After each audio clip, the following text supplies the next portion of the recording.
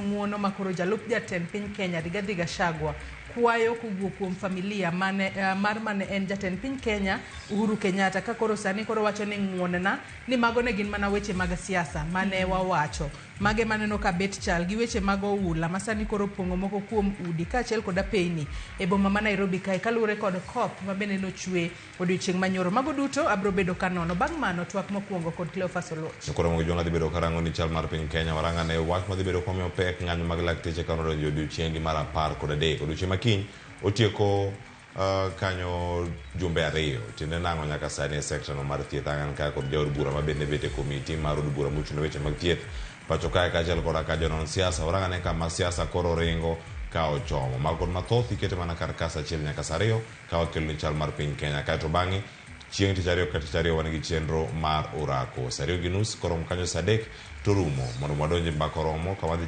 chako kod chal mar fwambo ka ikelo kanyo kod Joyce Oduor wabed kod ng'eyo gik matimore kor gwenge kaeto bang'e mago dhi loso weche manyien mago odiochieng' makon mag migago ka gi kacha duol kod mano mar oimore to donjo twak mar mbaka oromo odiochieng' ni makawuono.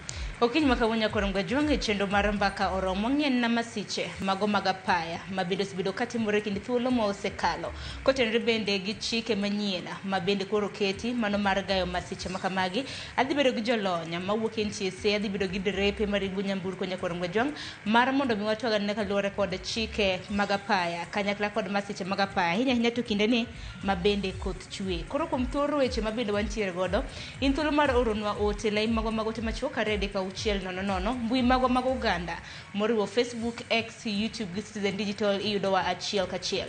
Tudri koda e mbui maga fanpage mare e mbui mar Facebook iyuda gi nying mar Sharon Ngao. Nyakore muge jongan bini nyalo tudri koda e Facebook page mara ibiro yuda Joyce Oduor, mbui mara mar X ibiro yuda @JoyceOduor_. Tudri koda e Facebook mara Cleophas Oloch, X yuda kanyo @Cleophas Oloch bende machiegni nikech ma enro piny mokwongo hoetund weche. We keep getting reports, yeah. So I don't want to give a wrong figure. We'll compile. We'll be issuing hourly updates once we've compiled. But for the number of cases we know, they have not yet gone to 10.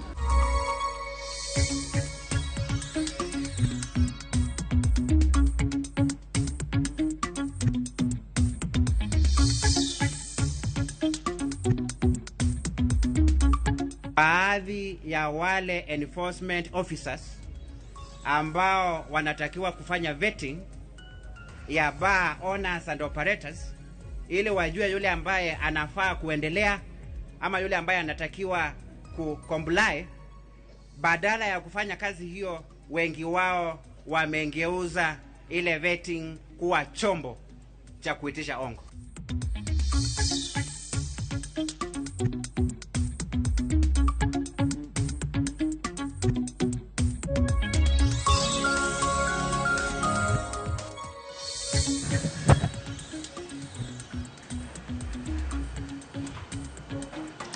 Nyakoromga juang' kamoro mtiere machiegni weche manyien okiny makawuono nyinga Sharon Ngao. Jang'wen oseyangi ni owito ngimagi kaluwore gi koth mapek manucho otieno manyocha e kaunti ma Nairobi. Koth mabende Nyakoromga juang' nokelo kethruok mano mar mwandu modhuro ka jowuoth bende nobedo kod midhiero bang' ka kodhno kelo oula mapek mabende nodino apeyni mopogore. Gavana ma Nairobi Manu Johnson Sakaja okoyo oganda modaki koda kuonde mantiere oula mabende nyalo muomo mar mondo mi odar e kinde mabad migao rango chal mar kor lwasi mabende koro yango ni koth mapek igeno ni biro bedo ka chwe ahinya e dwe mar Ang'wen. Onjodna report makama mokelna kod Lydia Okeyo. En koth mapek manyochwe e boma ma Nairobi kod alwora mare, koth manokelo midhiero ne jodak ma Nairobi kendo okelo tho mar ji 4. Achiel kuomgi en obila mong'ere kaka David Chesare manowito ngimane kinde manotemo raso ji 4 e stesen nyamburko mane chuny boma ma Nairobi. Koth mapek no kelo lal kod kethruok mar mwandu ka thoth apeyni manie boma ma Nairobi ne ok kadre. Weg nyamburko no bedo kod midhiero ka moko kuom nyamburko go nokwame pi oula manopong'o thoth apeyni. Apaya mar expressway ne midhiero kwako ka pi oula nopong'e ka moko kuom nyamburko nokwamo kendo ne ok nyal kadho.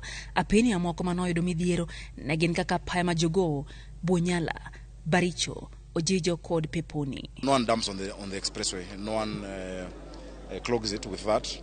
So I think it's just a capacity issue. You know, design engineering will tell you that you design it based on the average amount of rainfall you get, and if it increases a bit, you know, the kind of rainfall we received is not normal, you know.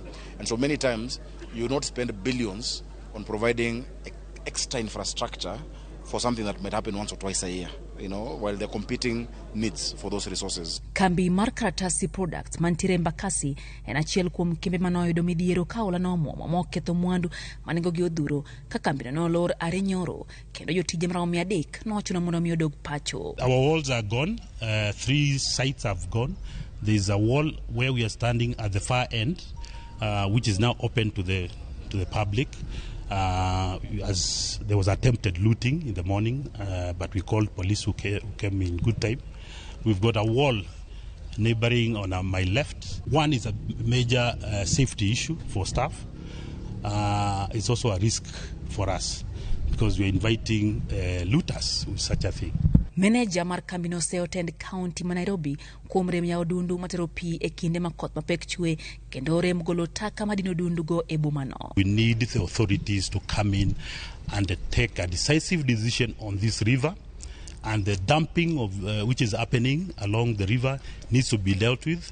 People who have encroached into the river, they need to be evicted decisively. MCA Makileleshwa Robert Alai mane watwak go yor simu yangone ute mane ongedirom bilion 1 koreo okethore ka jopuonjre ariyo manori ko ya school ne pio ywero kendo nyaka sani podi manyogi. Koth mapek no noweyo familia mohewa 1,000 ma onge kuonde jot bang' koth no oketho kuonde magidakie ka gavana ma Nairobi Johnson Sakaja koro kwa oganda modakie kuonde ma oula nyalo kelo midhiero mondo mi odar. We keep getting reports, yeah. So I don't want to give a wrong figure. We'll compile. We'll be issuing hourly updates once we've compiled.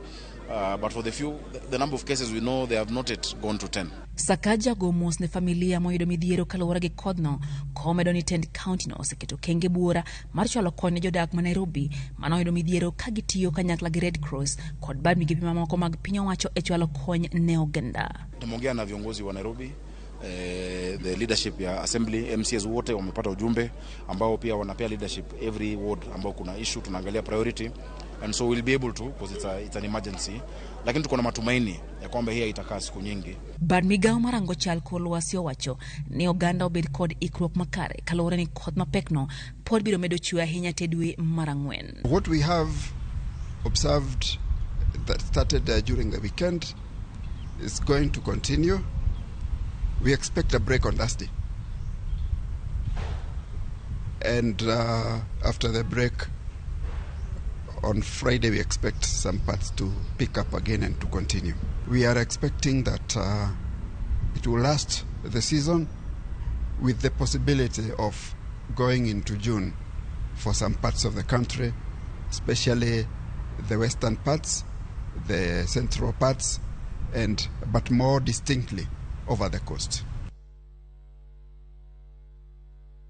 Kopogore manya kwa mgajwanga jiadeko negi kama romo aparo yudo hinyruok makoni kod kocha kendo noringodo e od thieth maduong' e county manoma Mandera e monj mar Miruti mabende ichiko e bolo mabende chich nene otim kod kweth njore e magawa moro e boma ma Mandera kalore kod ler mugol Miruti no momuch kar sangwen ginuse magano majopiny kod obila thoro dhie.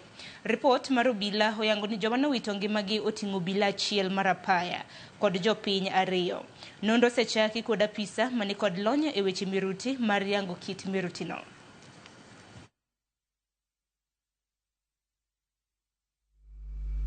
Four people, as I've said, 3 officers, 1 civilian.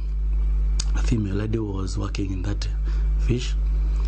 The water has blown completely, and we suspect the IED was placed at night. We call upon our security agencies to do thorough investigation to make sure we get the culprits, those who are behind this incident.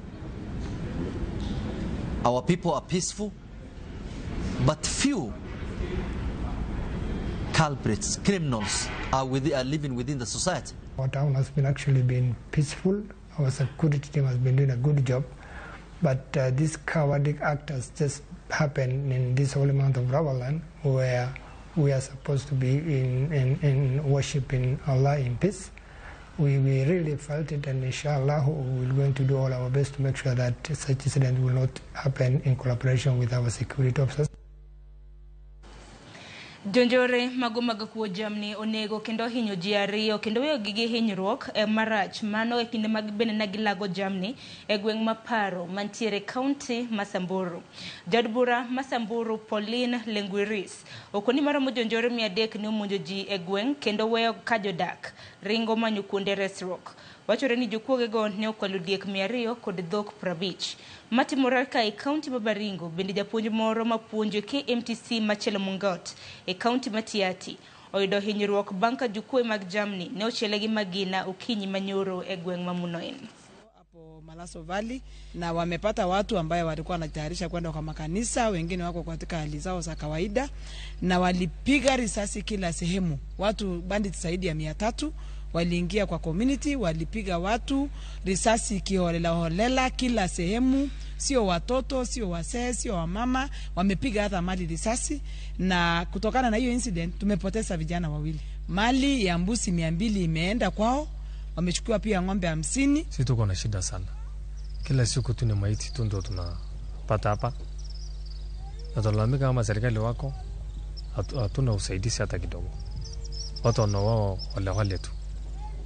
Sasa maiti 2 wameletwa hapa, wengine 4 wamejeruhiwa huko hospitali hapa. Na bado wengine wanaletwa wanako na majeraha. Sasa tuko na hiyo shida kubwa sana. Dulumo chungne kedo kod mibadhi he pachoka EACC owacho ni moko kuom apisas mag piny owacho matimo pedha mano mar kedo kod kongo moko puodhe olokore kendo choko omenda kowuok kuom weg math ma bende gikoni tim mathiro kenge mag piny owacho mano mar tieko kongo moko puodhe e pachoka.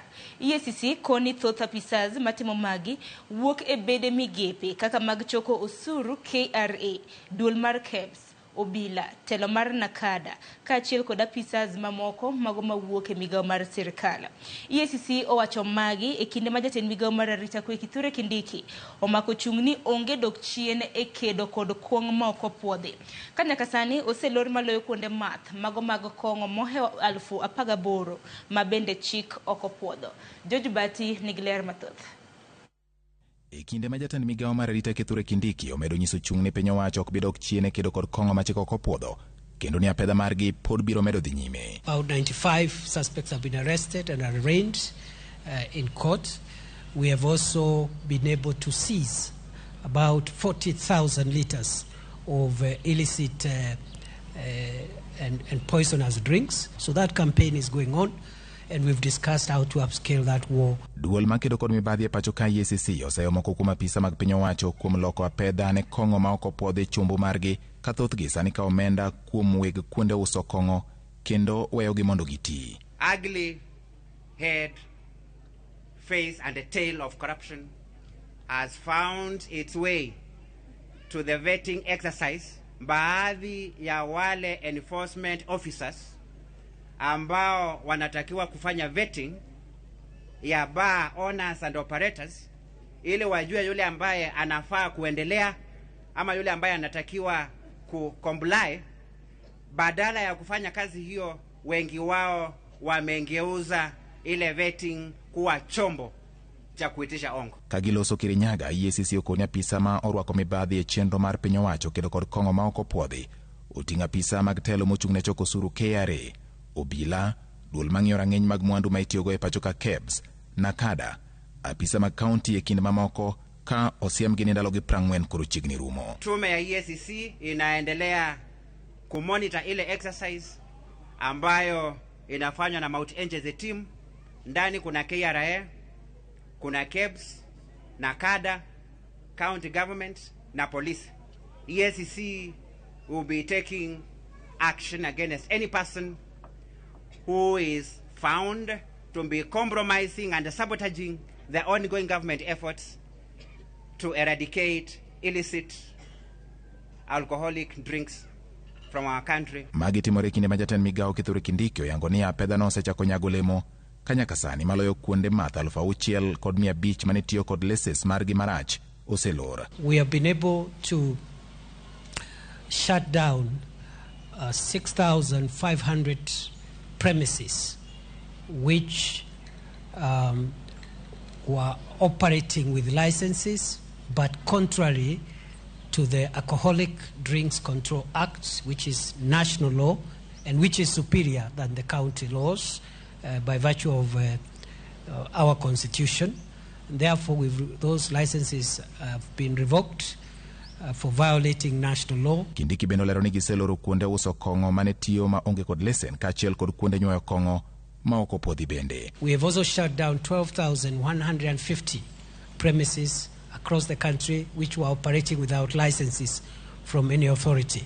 So in total, we have 18,650 premises that are shut down. We have also shut down, as at this morning, 14 distilleries which were operating illegally in various parts of the country.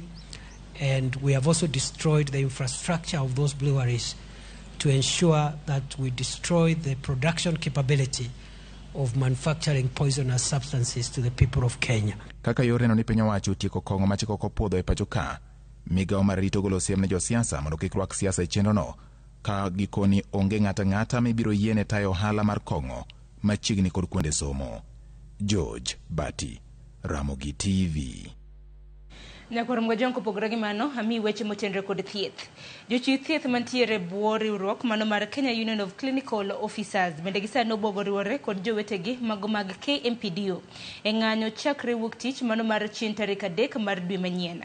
Kaka Judith Omondi lero kuso seyo sirikal kuom remo kete tim kata mana winjruok margi mano mar higa mar 2017 moriwo kod kajiwo osach jothieth mago mosebedo ka puonjore kaachiel kod bero chenro mar okumba mar thieth bende imiyo jochiw thieth. Midhiro maduong' nyalo bedo e ute thieth chakre wuok tich manyien mar tarik 3 poni migawo mar thieth ok bi yie chopo dwaro mar jochiw thieth mamoko manie bwo riwruok mar Kenya Union of Clinical Officers. Ma bang' jokanyo mag riwruogni bwogo riwore kod lakteche mag KMPDU e ng'anyo. Your government has failed you because today, as Kenya Union of Clinical Officers, the Ministry of Health and the Council of Governors has actually forced us to call a strike and to interrupt health services. Sirikal ni gima sefwenyego en ni dhok mowinjo kata dhok mowinjo maber en mana ng'anyo no. Koro wadhi chako ng'anyo koya Homa Bay, wachiko Migori, wadhi nyaka Cho, wadhi nyaka West Pokot, waduogo nyaka Trans Nzoia, wadhi nyaka Nairobi. Wadhi ng'anyo mang'anyo mapok odwaro timore Kenya kae. Wadhi ng'anyo nyaka Mombasa kocha chama chako waduogo nyaka North Eastern. Jochiw thieth gikoni piny owacho osedino itgi winjo ng'ur maggi ahinya to motenore kod ongirimiti mane gichuo yie kuogono e higa mar 2017. Ng'anyo mwaluongo ni waluonge kalure gi weche koso winjruok gi sirikal. Weche wa mwasebedo ka waloso gi sirikal machiel kuom gin gimiluongo ni CBA. Koro CBA ni ng'iyo kaka maslahi margi mar tich. To ma kot maduong', do maduong' higni 2 mokadho nowacho ni mondo wadhi wabed piny mondo bang' ndalo 90 wabed gi CBA no. Nyaka sani pok otimore, sirikal osebedo ka tero wa koni gi koni. Okinyi ma kawuono jochiw thieth mag interns mag riwruogni ne okawo barupegi mag chako tich e ute thieth. Kata kamano riwruogni pod oramo ni ng'anyogi bende onywando ng'ur mar osara mag interns go magikoni odwok piny. Jowa matiyo miluongo ni interns ma graduate makoro rito timo internship no mar higa achiel, tiegruok mar higa achiel mondo migi leseni. Wang'iyo ni pesa ma nyicho duok gi SRC no ok wane ka wakawe yo mayot. Ma wadwa ni mondo chulgi kako onego bed ni chulogi e Public Service Commission. Kawuono en odiochieng' mar 12 mar ng'anyo mar lakteche e bwo riwruok mar KMPDU matwak margi kod piny owacho juma ma okalo ne ok onyago lemo. Judith Omondi, Ramogi TV.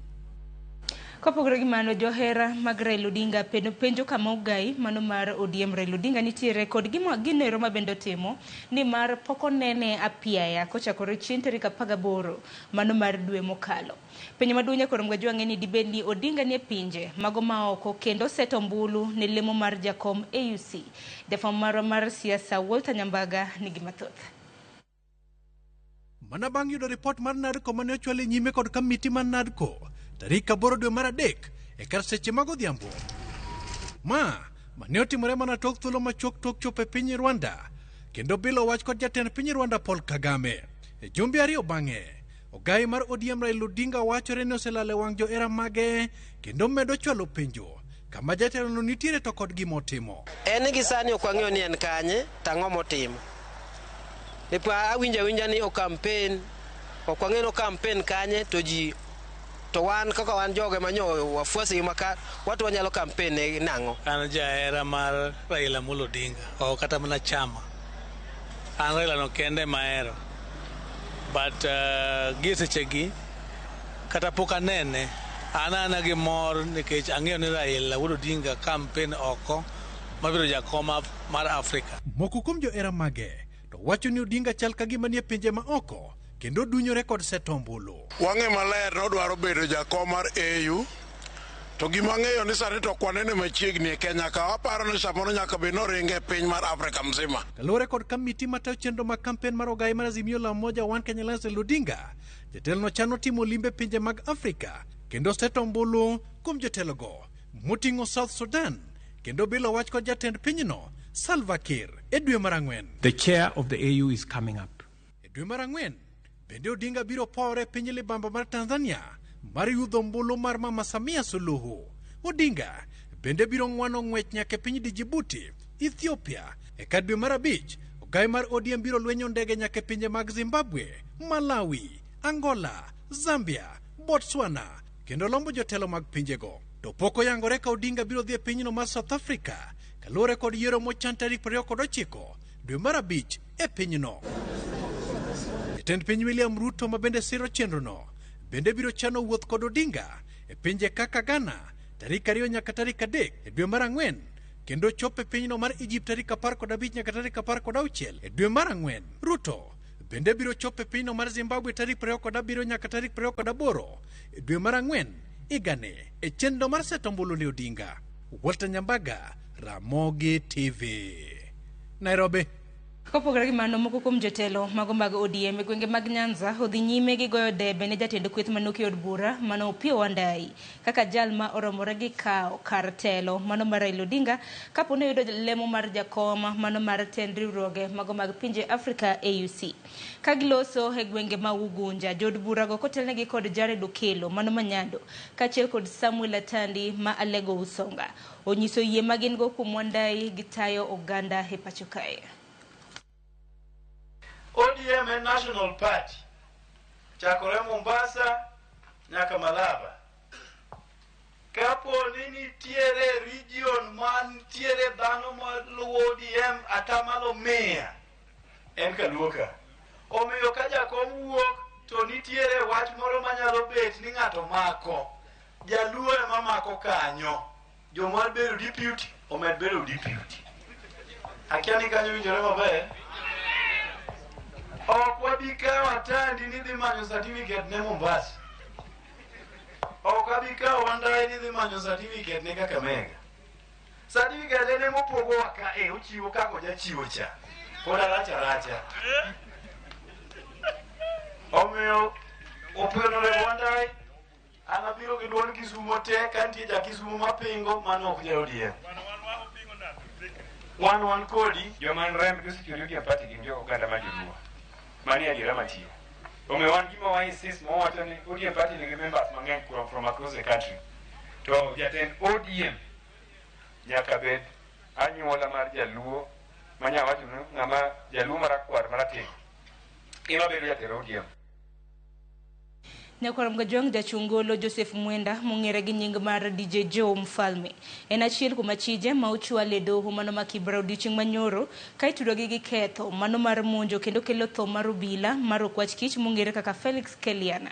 Doho odagi yie kod kwayo mar weyogi gi rambun kendo koro gidhi bede od ang'ech kuom thuolo mar ndalo 14 ka nonro pod dhi nyime.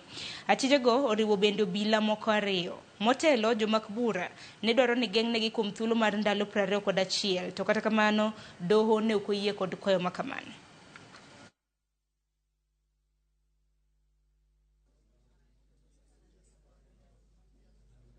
Your Honor, this apprehension of the interference of witnesses by the suspects is not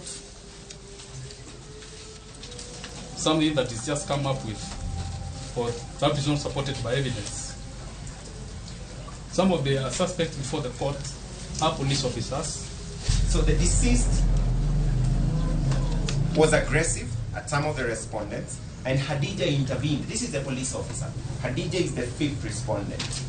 Intervened to restrain that altercation. Wede osiepe kod jofuambo no yore lamo maringre jafuambo musenindo Rita Tinina. Misa makende maringre mare ne obagie kanisa mano mare Holy Family Basilica. Anyuola kod jofuambo mane otiyo kode ne opare kaka jafuambo mane ochiwo ngimane e tij fuambo. Kembe mane ondike bende opoye kuom bedo jafuambo mane ogena mokalo. Jafuambo Rita Tinina oyangni ne owito ngimane kaluwore kod tuo mar pneumonia motegno. Ringre Rita nyocha oyudi e yode mantiere Kilelesho okinyi mar chieng' Jumapil mar juma mokalo. Rita ibiro ik chieng' tich adek e dalagi mantiere Narok. Oweyo chien nyathine manyako mantiere kod higni 8. But her selflessness will remain a standard we can only strive to achieve. As I stand here before you, I am broken. However, broken things can be mended, whereas the loss of a loved one is absolute. What is remarkable, I find, is Rita Tinina established her legacy just shy of her 46th birthday. To the family of Rita, the Yapan family, to my brother Robert Nagila, and to beautiful Mia,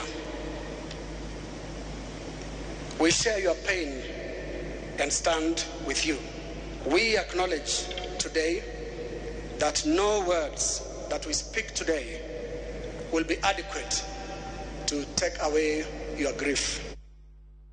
Kopo Gregman na miweche matimbre county ma Migori kama jotenda rita kwe e county ma Migori bendo sichakwa yanga chenro mar timo apedha ne kuonde kunyo kendo luoko mula mabende ongere kaka mabende kuonde luoko mula ma onge lesen bang jatend migao mar rita kwe e pachoka Kithure Kindiki golo chik mondo olor giduto. Jafwambo marwa e county ma Migori biro bedo kalero no mathoth kata kamano nyisa ni story makamano pod onge waso mane moro.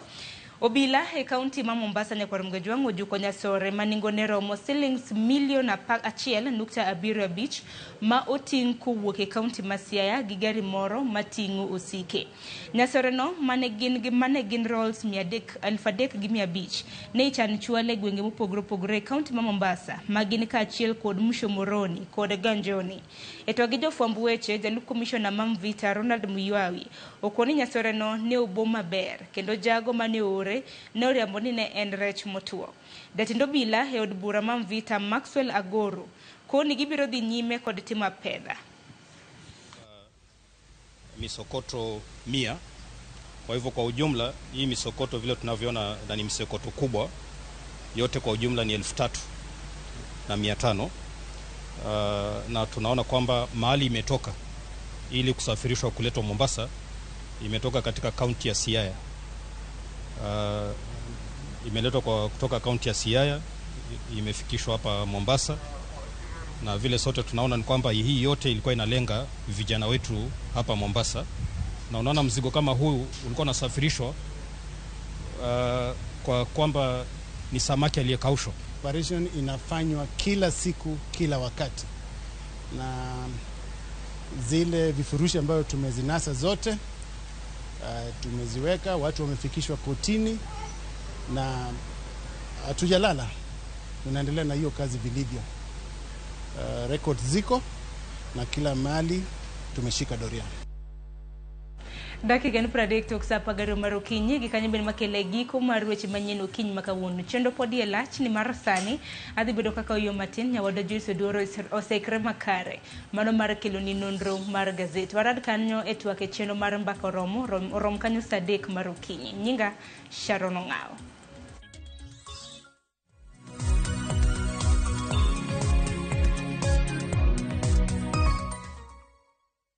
Ageno ni ano kawiro makeup mang'enya hinya. Angadio ni nitiere nyako kae momoria hinya. Introducing Kundali Bhagia in Luo. This is a story of two sisters who lost their father and in their quest to find their mother in another town, they find love. Enjoy this romantic drama of Kundali Bagya in Luo on viewsasa.com. Mano ber ahinya. Era mit, era odake kindwa.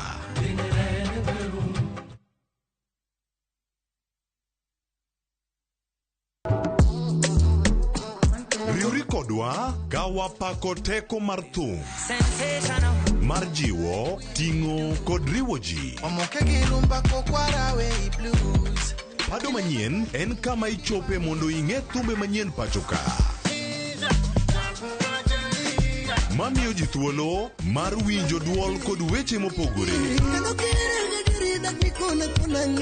Kik thumbegi kod ngolo ma ogo mamit bai. Before the camera catch me for 4K. We mondo thum owuok kodi. Pado manyien wuok tich nyaka ngeso saa 5 okinyi e Ramogi TV. Oh no.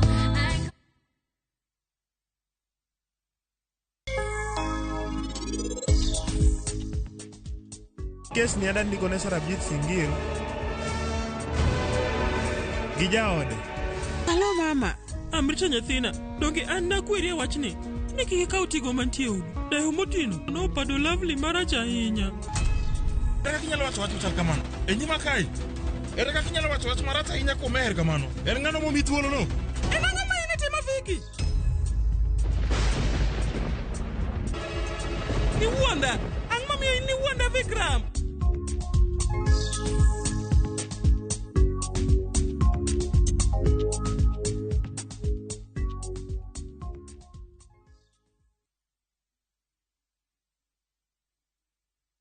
Nyakwa Ramogi ne gin ji ma humbgi ne lach. Kane giloso, oganda ne chiko itgi. Bende kama ne gikalie, weche ne dong' matho. Nuna nigo kot kamoro kachacha nogoye. Asama dwa wacho wache to go kot to jibiro tek. Noero sort out dispute.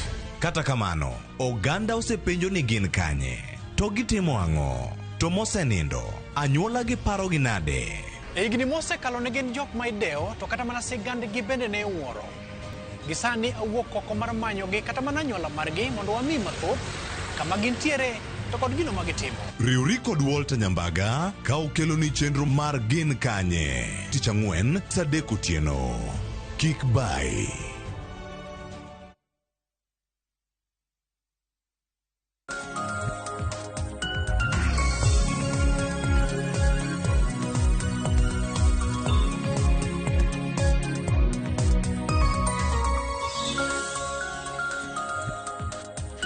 Nyakwara Mogiajwang' machiegni nonro mar gazet Okinyi makawuono matayi nyinga Joyce Oduor. Antiere kae kod jafwambo wadwa mano beti Akinyi odakaw thuolo makende mar lidho ni gazet ma Daily Nation kachiel kod mano ma The Standard. Oyawre beti chiyo nadi Okinyi makawuono. Oyawre ahinya Joyce, achiew maber. To kie na monda amos ni kwara Mogiajwang' kamora mora ma untie ageno ni uchiew maber kendo machiegni uru e chenro manonro mar gazet kama Joyce wadhi lidho ne nyikwara Mogiajwang' moko kuom weche ma omi pek e gazet ariyo mag Daily Nation kod mano mar Standard. Mana kaka isenene nyakwara Mogiajwang' mano beti Akinyi jafwambo marwa mano mar digital kacha ene ma oneno ni chenro makamayo biro ni achiel kachiel kokale Facebook, X kachiel kod YouTube. Okinyi makawuono beti adono chak kod gazet ma Daily Nation Okinyi makawuono mar mondo mi wang'e ni gazet ma Daily Nation to miyo pek weche mage malo kanyo anno ka jalop jatend piny Kenya Rigathi Gachagua koro kwayo ng'uono kowuok kuom former first lady mano Mama Ngina Kenyatta kuom gigo mowacho ni ne en ponono political madness kata gigo mane giwacho weche mane pusore dhogi e yiero mar higa mar 2022 obobedo kwano ni it gazet mar 6 kachiel kod weche mamoko mabende omi pek kae gin kotudore kod weche mag DJ Jom Falme kachiel kod joma moko 6 mibro med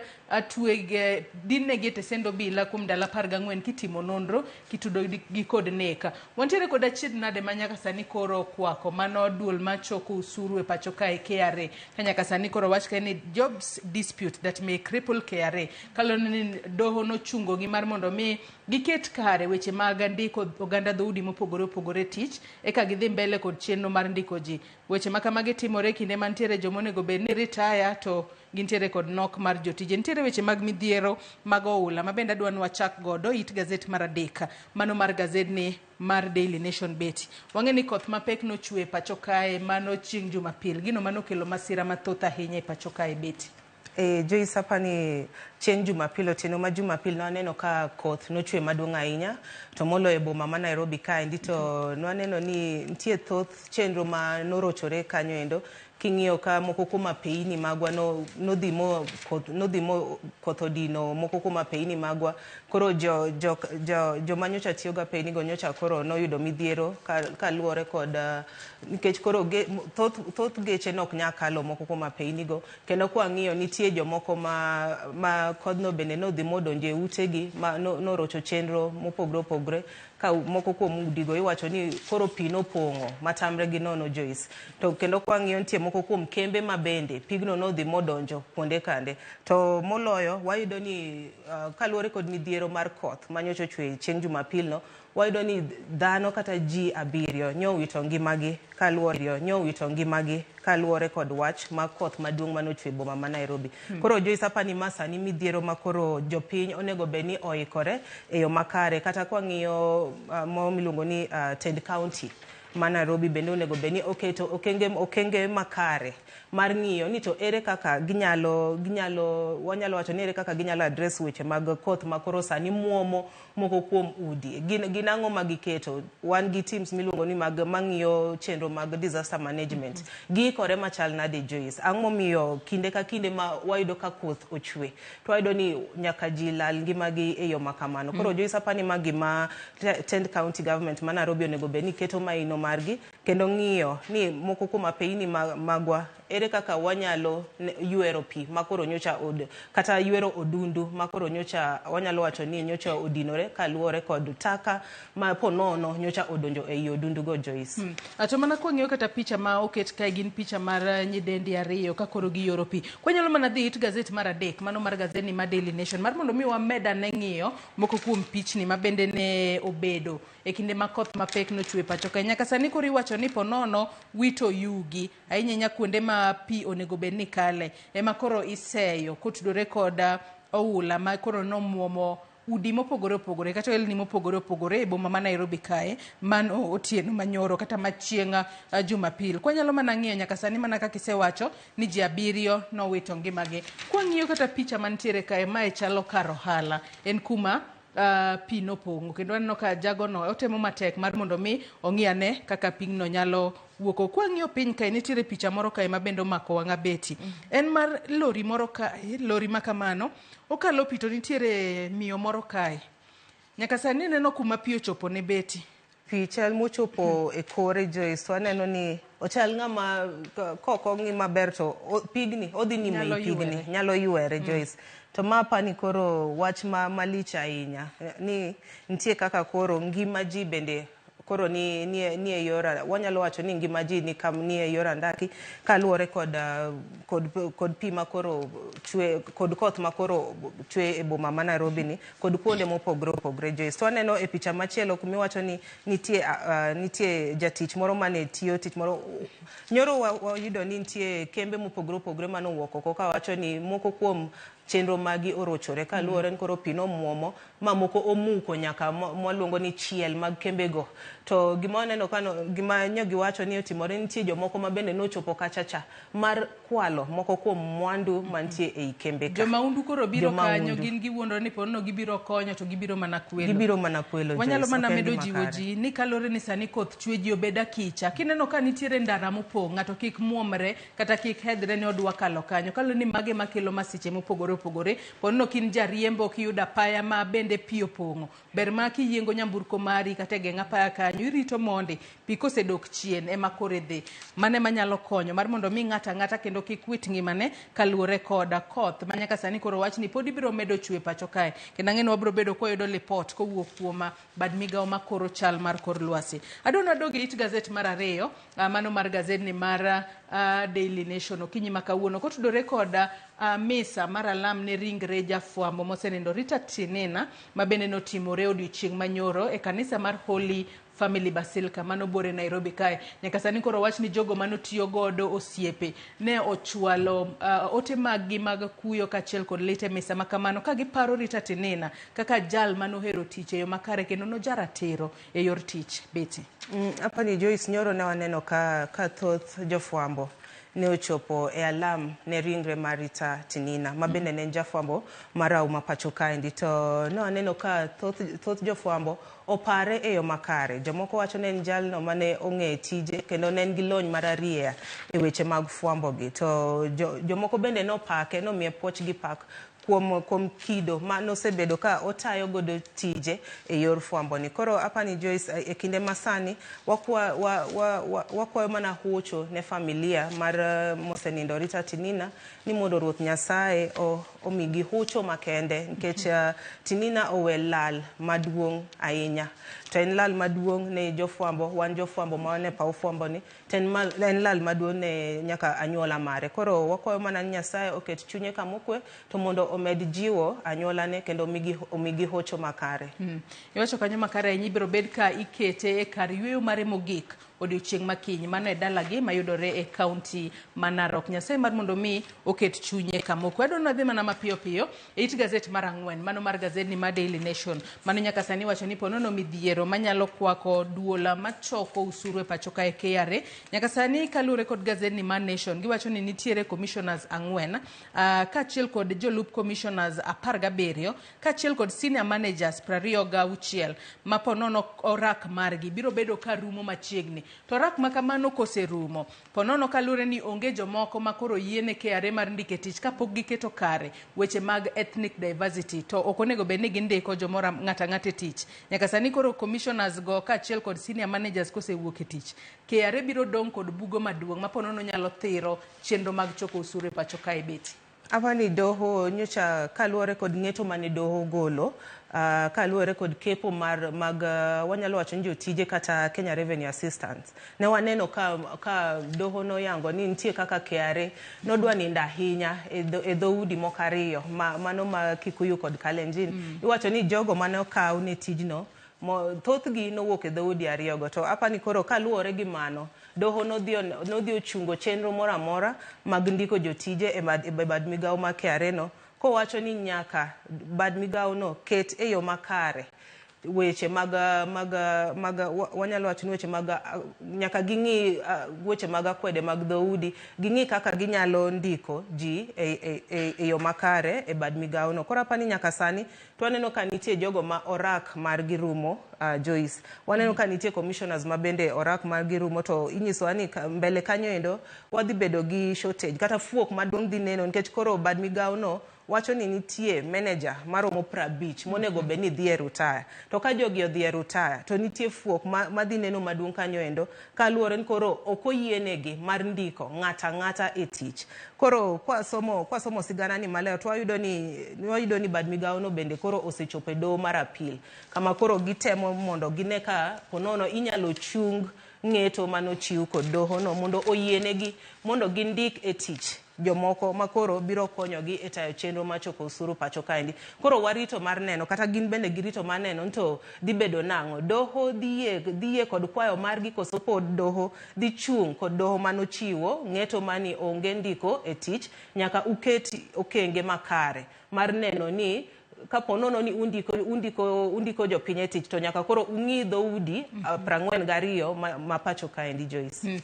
Konyalo mana ng'iyo it gazet mar 5 koni nyaka sani wang'e ni nomi duol machoko usuru e pacho kae KRA ndalo 30 mar mondo mi oket kare wechego mag nono oganda dhoudi mopogore opogore mag ndike tich. Iwacho kae ni ndalo 30 ma bende nomi KRA rumo chieng' wuok tich mano juma manyien, to kata kamani iwacho ni nyaka sani oboke monego bed ni giloso mano mar yango ni koro giseketo kare weche mag oganda dhoudi pok ondiki. Mano manyiso ni KRA ponono biro bedo kod nok mar jotije manyaka sani koro wacho ni biro thiro chenro mag choko usuru manyalo miyo tend Kenya Kwanza ok chop kare dwaro margi mar choko omenda monego gibed godo mar bugo dino mar bugo dino bugo mano mar hik omenda mar 2024 kaachiel kod 2025 kapo nono ni ok giketo kare weche makamago. Mano nyalo kelowa kama tek ahinya kalore ni doho to kosewacho to nego bed ni nging'iyo kendo ok ber ka KRA ponono nindo nyabathe achiel ni gin ponono Kikuyus gi Kalenjin kende magidwa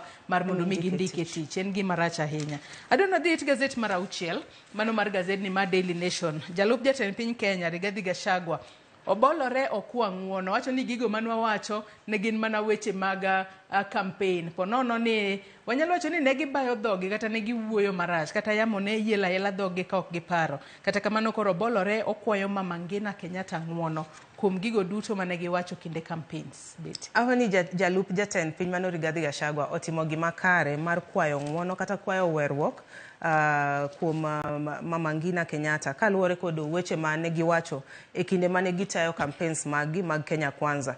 To kwa dok chien to wayudo ni e kinde campaigns ne weche mopogore opogore nowachore Joyce to moko thoth kuom wechego ne gin mana weche mane onyalo wacho ne target Mama Ngina Kenyatta kod anyuola ma joka Kenyatta go. Koro apani nyoro jalup jatend piny noneno ne en gima kare mondo okwa werruok kendo nyis Mama Kenyatta mondo owenegi kuom richo duto mane gitimo kuom weche duto mane giwacho ma koro chal mane ketho nying anyuola ma joka Kenyatta giniendo. To kwang'iyo maber to aneno ni nyaka koro mwanyalo luongo ni duol mar jodongo mag Kikuyu bende koro ka nyo jalup jatend piny okwa werruok kamano gimbende ne gichiwo puoch gi pak ka giwacho ni otimo gima kare nikech koro onge kaka ne wadhi bedo ni pod nitie pogruok medo neno e gwenge mag Mount Kenya kaluwore kod mano miluongo ni familia mag kata anyuola mar jo Kenyatta kod mano makoro mag okuche ma opogore ma bende ni koro nyaka bed ni opogore nitie kweth mopogore opogore. Koro apani en gima kare ni jalup jatend piny nodok chien moneno ni gimowinjore mondo gitim gi yo masani en kwayo werruok ir Mama Ngina Kenyatta. Koro warito neno nikech Mama Ngina Kenyatta be wang'eyo ni en miyo ma bende nyocha e kinde campaign nyocha otemo wuok to otemo loso e romo mopogore opogore. Koro warito neno to bende Mama Ngina Kenyatta dhi wuok kendo mar wach makoro jalup jatend piny nochiwo ka okwayo ng'uono ire. Atwange ni jalup jatend piny Kenya Rigathi Gachagua en achiel kuom jotelo mawuok masawa mar piny Kenya ma olap dhog gi ndong mar mondo mi gibed jogo manyalo tayo jogo mawuok e masawa mar piny Kenya gino miluongo kanyo ni odwa mar mondo mi obed kingpin. Kata kamano duola mano mar jodongo ma Kikuyu wacho ni mane en jatend piny Kenya Uhuru Kenyatta ema podi en kingpin mano mar gwengego. Aparo ni mane momiyo koro jalup jatend piny Kenya Rigathi Gachagua obolore mar mondo mi okwa ng'uono. Kosekwa ng'uono ponono nyalo loso siep makare kod jodongo mago mag Kikuyu. Ka gisebedo go siep makare to ponono en eminyalo yiere kaka kingpin mar mondo mi otelne jogo mawuok e masawa mar piny Kenya. To ang'e ni mago gin mana pod weche mag siasa beti. Kalo ne ok nyal beda kamano. Mago tapani Joyce gin weche mag siasa nikech king'iyo weche mag kingpin gi. King'iyo kata koro kaka Kaluo bende sani ji mathoth owuok laro mana lemo mar kingpin. Koro apani kata e siasa mag masawa ok dhi bedo mayot ne Rigathi Gachagua kawo komno mar kingpin. Waneno ka Ndindi Nyoro jaod bura ma Kiharu Ndindi Nyoro bende ni kacha chande bende ochal ng'ama bende wuok oko mar neno ni en bende kinde moko okawe lemono mar kingpin. Koro mapani wadhi medo neno ka ji mopogore opogore dhi wuok oko malaro lemono mar kingpin e gwenge mag masawa. Adwa wadhi mana mapiyo piyo walidhone man nyaka Ramogi ajwang' mapiyo piyo it gazet mar 8 mano mar gazet ni ma Daily Nation beti. Wang'eyo ni drama festival sani koro dhi mbele obed mago mag skunde mag sekondar mago mag primary kaachiel kod mago mag mbalariany. Nyaka sani koro iwacho kae ni jogo mandiko tuke makamago kaachiel kod jogo maponono tiego jopuonjre skunde mopogore opogore giwuok oko mar nyiso lony margi. Ka bende wang'eyo ni higani National Drama Festivals mana kako ndika ibiro bede mbalariany mano ma Embu kaachiel kod Kangaroo School mayudore Embu e kind tarik 7 nyaka tarik 18 dwe mar 4 mano ma higani. Kendo kineno nyithindo moket kanyo ochalo kit tugo moro mago nyithindo mabende ne wacho choral verse mago mag Chuka Girls High School. Nitiere choral verse moro mane giwacho e kinde mag piem makamago. Apani en gima ber ka waneno ka moko kuom jopuonjre imiyo thuolono mar nyiso moro monyalo luongo ni talanta kata were magi kokalo kuom drama festivals ma ibago pacho kaendi.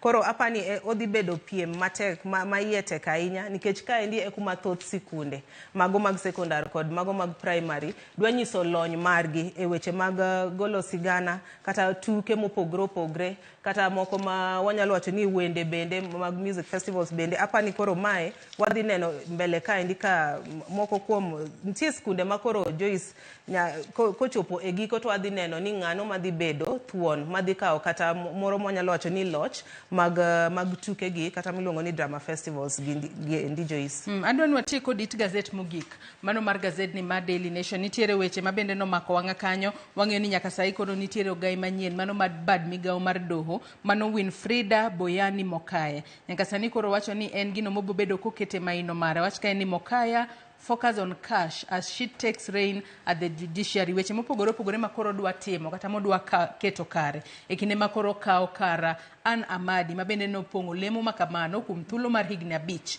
mokalo. Apani en puoch gi pak mokwongo ne Miss Frida Boyani Mokaya kuom koro manyoro koro ne osidhe ayanga kaka jatatije mar bad migawo mar doho. To aneno ni e kinde no be en bende ne nitie weche moko mano wacho kaluwore kod koro wanyalo wacho ni lemo mano mie nitie gigo ma odwaro ni mondo one ni apise no ochwalo kata ne piny owacho. To kwang'iyo no wacho ni odwa neno ka odwa chalo ma odhi kedo ne weche mag omenda ma ichwalo ne bad migawo mar doho. Wang'eni magi weche makoro chien kacha chande nosebedo piny owacho no keto tenge omenda moro ma waneno ka ndika iwacho ni ne giketo tenge maromo bilion 23.2 e hikomenda masani ni Joyce. Koro apani magi en gima kare nikech thoth chenro mag doho gi dwaro mana omenda eka moko kuom buche kata wanyalo wacho ni eka moko kuom buche mondo omed winj e yo makare Joyce. Koro apani okang' mokawo ni mar chwalo weche mag medo omenda ne bad migawo mar doho no en okang' makare Joyce, kendo warito neno to tende dhi chalo nade. Amadi nyocho bede telo no kuom higni 10 en makoro okawo karamadi ni tende dhi chalo nade. Be wadhi bedo gi moro molongo ni positives e bad migawo mar doho koso tende dhi chalo nade Joyce.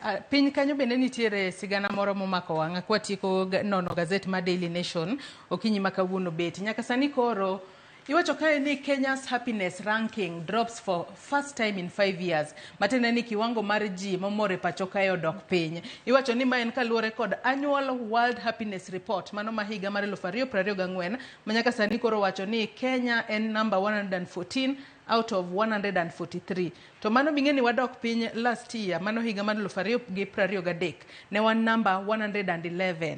Kata kamano koro ang'eni jo Kenya okomor ahinya. Nitiere sidnade mopogore opogore mwakale pacho kae momiyo ponono wadok piny bang' higni 5 beti. Apani Joyce kwang'iyo moko kuom midhiero ma jo Kenya kale to nyalo wacho ni mano e ponono e gimomiyo lipodni koro nyoyango ni chal ka piny Kenya kata oganda jo Kenya ok chal ma omor Joyce. Nitie thoth midhiero ma ji kale weche mag osuru tekta king'iyo sani koro lakteche bende odhi e ng'anyo margi onge gima dimi oganda jo Kenya bed mamor Joyce. Koro apane momiyo ka ni yango ripodni mar World Happiness Report no yango ni piny Kenya chal ma odok piny ahinya king'iyo kod pinje mamoko makoro ne omiyo koro piny Kenya bedo namba 114 ewi pinje 143. Koro apani ma en gima koro nyaka ng'i matut to ni ang' momiyo oganda jo Kenya ok mor to wang'e weche go Joyce gimomiyo koro sani chal ka gima oganda jo Kenya ok mor ahinya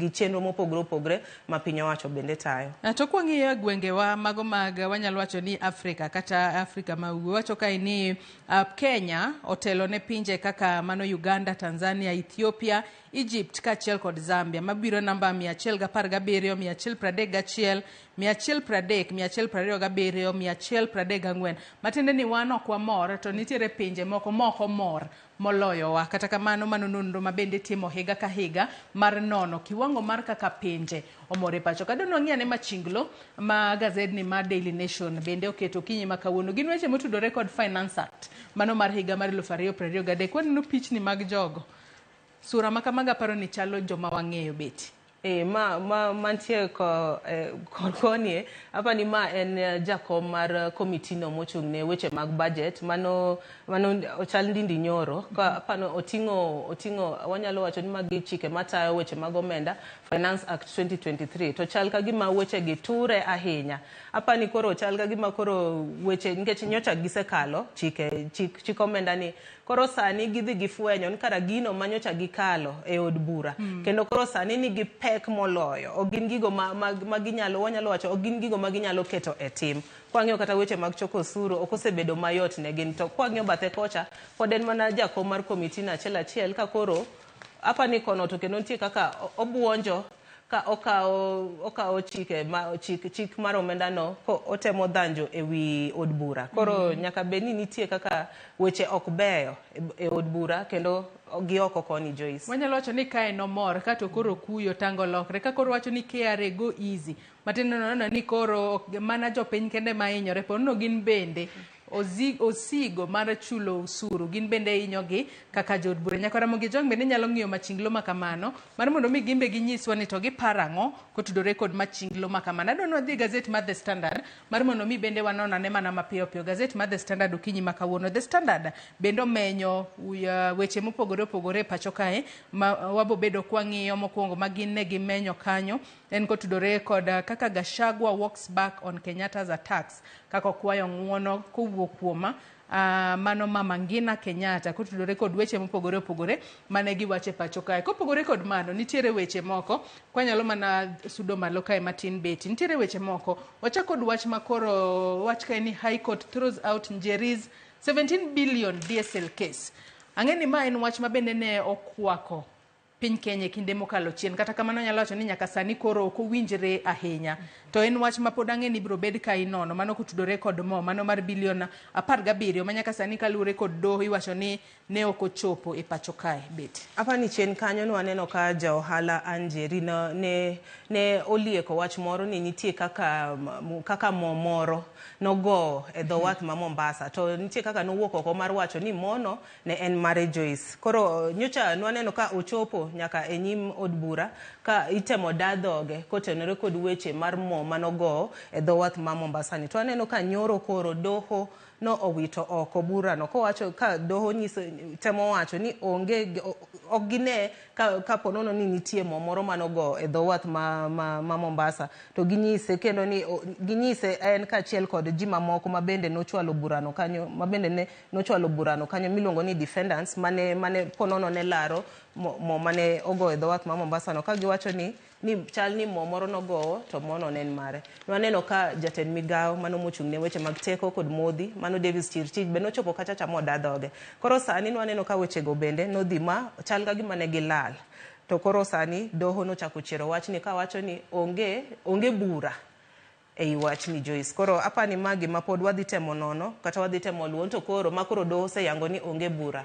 odhi bedo nang'o ja ohala Anjeri be dhiye gi gima kamano Joyce nitiere omenda kae makore lach mano madero milion 22.4 miwacho ni en omenda mabende ne ong'is Njeri mar mondo mi ochul galana kachiel kod omenda madero milion 21.7 miwacho ni Njeri nonego bed ne chulo KPA kata kamano ang'eni pod ibiro bed kitimo nonro matut ahinya nyako tudore kod wach makamano wach machielo mabende nokomenyi nitiere weche mag taxpayers pay na state drugs fit nitiere KQ nyaka sani koro duoko ndekegi madhi e boma ma Eldoret kachiel kod weche mag tuke wacho kanyo ni Lost Glory why AFC must sing a new song matende ni tanga olokore negi nitiere wach machielo madwa ni wang'i kae en kotudore kod midhiero masani koro kwako mano DJ Jom Falme kachiel kod obila gachiel kod joma moko ma itudo kod nek kanyaka sani koro wach ni biro med tuegi e tesendo obila kuom ndalo 14 kimedo tim nonro mar yango ni ng'ang'o manotimore adiera mar mondo mi wang'e tie wach makare mar mondo mi ponono familia mar jago milieko ni ne ginego oyud ratiro margi e yo makare beti Apa ni chieng' ngeso nwaneno ka obila no dhi ma omako miluongo ni DJ Joe Mfalme ka gitene kod nek mar obila ma inspector moro inspector moro ma tisendo obila ma apane tisendo obila ma Kahawa kaluwore kod iwacho ni nitie kaka DJ Joe Mfalme gini ne girakore kode ma gihinye to kanotere osuptal mondo oyud thieth to nowito ngimane. Koro ma apani en gima koro sani nie nyim doho to waneno ka ogai ma jomin buche bende nowacho ni koro ok oyie mondo owe jogi thuolo. Nowacho ni mondo mi jogi ndalo 14 mondo med dinegi e tesendo obila kapod doho dhi mbele kod nono matut ni to en ang'o mano bende notimore. En adieri ni jogi nohinyo ng'ani makoro ochopo kuma koro ng'ani owito ngimane koso nobedo nade. Koro apani magi ma pod wadhi medo winjo to dhi bedo nang'o ng'ani dhi yudo ratiro, familia mare dhi yudo ratiro koso idhi we DJ Joe Mfalme kod jomoko auchiel ma iwacho no dinegi e tesendo obila idhi we gi thuolo koso idhi makne gi buchnek kaka ogai ma jomin buche koro nyolieko nyoro. Haya, weche mopogore opogore bende gazeti omiyo pek wach mar jalup jatend piny Kenya Rigathi Gachagua kwa ng'uono kuwuok kuom familia mar Kenyatta. Wasenono ni gazeti mar Daily Nation okinyi ma kawuono kachiel kod wechego mago mag mesa mano mar ringre jafwambo mosenendo Rita Tinina mabende notimore odiochieng' manyoro e kanisa mar Holy Family Basilica kachiel kod weche mag oula ma odiochieng' manyoro ne odiochieng' manyoro e giko dira mokalo ne omonjo gwenge moko e kaunti ma Nairobi kae. Beti nitiere wach momako wanga it gazeti mar auchiel mano mar gazeti mar Daily Nation okinyi ma kawuono. Paro osebed ka iwachore kata osebed ka isomo ahinya nyako tudore kod loro kuonde mag rito nyithi kiye e pacho kae kata mano mong'ere kod dongere ni Charitable Children's Institution. Ano kondike kae ni dependency syndrome in children's home ruining proper growth, caregivers reveal. Mano ka tudore kod jogo maponono dongo kuondego. Giwacho ni kalure ni ka intiere orphanages kacha nitiere routine ma pile ka pile iketi godo ma wacho ni ponono chocho kaka nyithindo makamago dongo. Mane momiyo sirikal ma pacho kae dwaro ni kochope higa mar 2032 to yud kose lor kuondego duto mar mondo mi nyathi ka nyathi omany gunde oduoke e anyuola gidonge familia. Beti apani gima sirikal temo timono en wanyalo ng'iyo konchiel onyalo bedo gima kare Joyce ma temo luwo ndach nyithindo makoro iketo e orphanages gi kata ng'iyo ni to nyithindo gi ginyalo bedo ni giwuok e gwenge mage gin gi wede gi kamoro kata gin gi degi kamoro manyalo bed ni nyalo konyo gi e dongo e yo makare Joyce. To sani wacho ni nitie kaka koro dependency syndrome ni nyithindo gi nitie kaka ong'iyo anya wacho nitie ng'iyo moro manitie ei orphanages kama miyo koro nyithindo gi bende ok dong e yo makare Joyce. Koro en gima wanyalo wacho ni en gima kare en sirikal neno ni mondo oduok nyithindo gi ei gundgi kata ei wedegi mondo gine kaka nyithindo gi nyalo dongo e yo makare. Kik gidonga donga ka ging'eyo ni gin ma nyithindo ma wanyalo wacho ni nyithindo ma odongo ei orphanages kata iyudo ni nyithindo modongo ei orphanages kata e kinde ma otergi oko mondo awach ni itemore gi nyithindo mamoko ineno ka nitie pogruok maduong' e kind nyithindo gi. Koro apane en chenro makare ka piny owacho koro neno ni gigol nyithindo gi kendo giduok gi ei oganda mondo nyithindo gi odong e yo makare kendo gibed kod kido makare Joyce. Beti mitantiere wach momako wang'i gazeti mar The Standard ka watieko kachiel kod wach ni mogik. Apani koro Joyce wachna mogik anyalo wacho kotenore kod weche mag koth ma koro sani okwako pacho kaendi. Joyce wang'e maber ni koth e won chiemo to anyalo mana medo jiwo ogandawa to moloyo ogandawa makaluo ni mondo e kinde ni makoro waneno ka koro koth koro apani bad migawo makoro chal mar kolwasi nyose wacho ni kodhni dhi medore kamaendi nyaka dwe mar 6.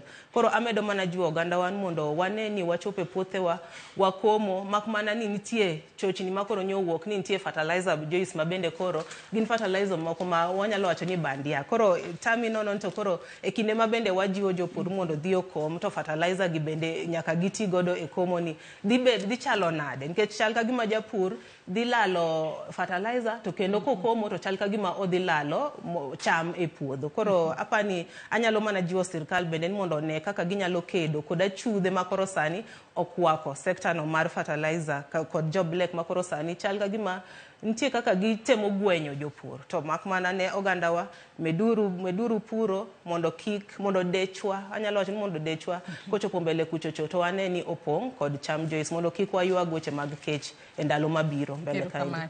Erokamano nya beti akinyi kuom kawo thuolo mar okinyi makawuono bi walid ne nyaka Ramogi Ajwang' gigo mantiere gazet mar Daily Nation kaachiel kod mano mar The Standard. Nyaka Ramogi Ajwang' gazet momori e kind ariyogi nyalo dhi nyiewo mar mondo mi ibed piny isom e yo makare. Yiena mar mondo mi akaw yueyo madundo gi kanyo tok yueyo to nyawadwa Cleophas Oluoch biro bedo ka kelo ni twak mokwongo e chenro mar piny kama twak otudore kod chala mar Kenya. Kik idhi mabor.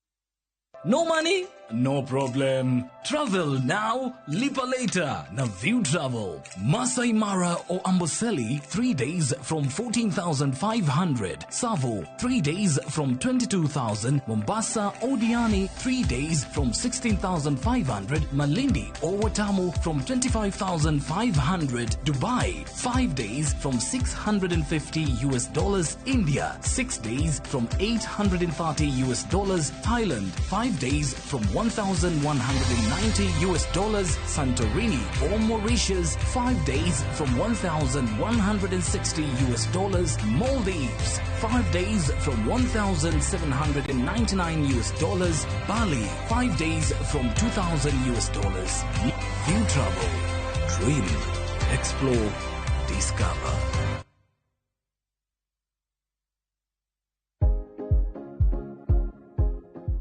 Oken gima wendo ka ilalo yier wiyi maromo e kind 100 nyaka 150 kuom odiochieng' achiel kende. Kik chandi nimar en gima timorega.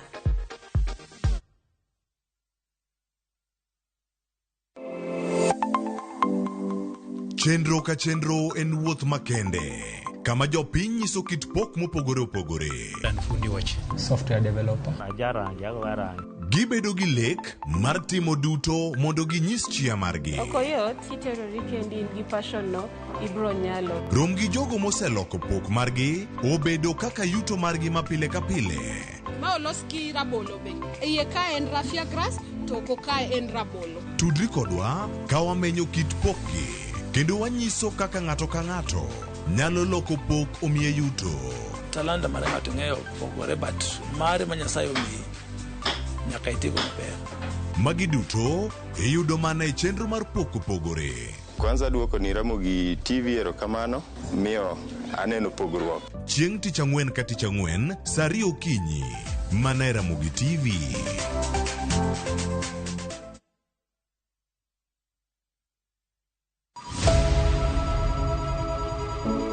Wuoth mar manyo chang.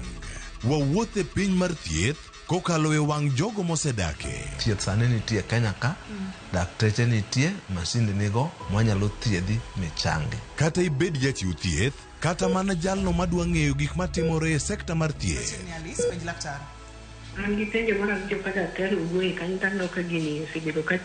Wakolo pat jolony ka wayudo sigana tok kode marochere. Waweuru keto reputation mbele. Ng'eyo matut e weche mag thieth chako gi goyo mbaka. Advice jowani ne uru penj laktar mondo ing'e kuma inyalo konyorie kapok iyumba yumba. Penj laktar wuok tich nyaka tich abich saa 12 odhiambo mana e RamogiTV.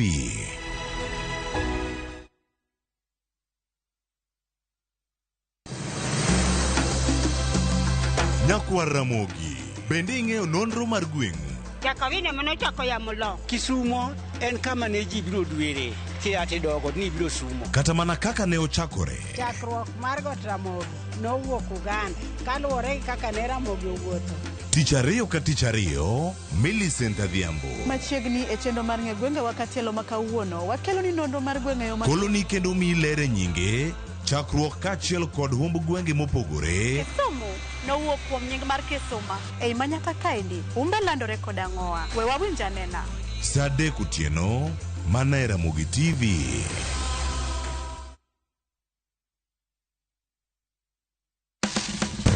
Tudri kodwa ka wayango kit chiemo mopogore opogore mawuok e pinje maoko koda mago ma iloso pacho ka. En gi ring'o mang'eny to kosetuo kama ma inyalo kano ndalo mang'eny. Mamiyo lep chwadore kendo ni kod ndhadhu mopoto. Fueny maling'ling ma itiyo godo e loso chiemo ka in bende ipuonjori kaka inyalo loso mana e jikondi kanyo. Wakolo matut sigana mantie chiemo ka chiemo. Ka waromo kod jotedo mamiyo ndhadhu bedo gi ngima. Ma rech minyalo chamo ka numu. Ok ochuno ni tede. Ok ochuno ni tede. Ikri mar puonjori tedo chiemo moa e pinje mopogore. Othonje ka othonje. Tedo gi chiemo. Tich adek, saa 2 okinyi. Mana e Ramogi TV.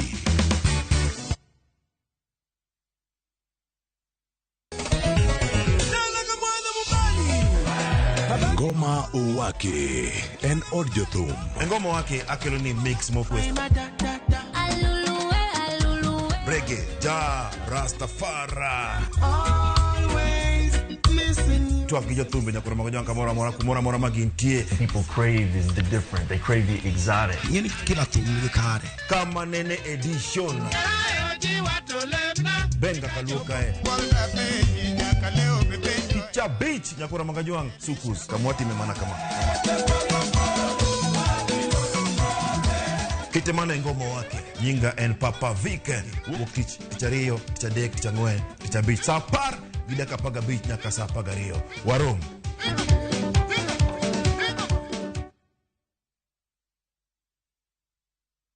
Nyakwa Ramogi ne gin ji mahumbgi ne lach kane giloso oganda ne chiko itgi bende kama ne gikalie weche ne dong' matho. Luna nigo kot kamoro kachacha nogoyo asama dwa wacho wache to go kot to jibiro tek. Noero sort out dispute. Kata kamano oganda osepenjo ni gin kanye to gitimo ang'o to mosenindo anyuola gi paro gi nade. Higni mosekalo ne gin jok ma idewo to kata mana sigand gi bende ne wuoro. Gisani awuok oko mar manyogi kata mana anyuola margi mondo wami mathoth kama gintiere to kod gino magitimo. Riuri kod Walter Nyambaga ka okelo ni chenro mar gin kanye. Tich Ang'wen saa 3 otieno. Kik bai.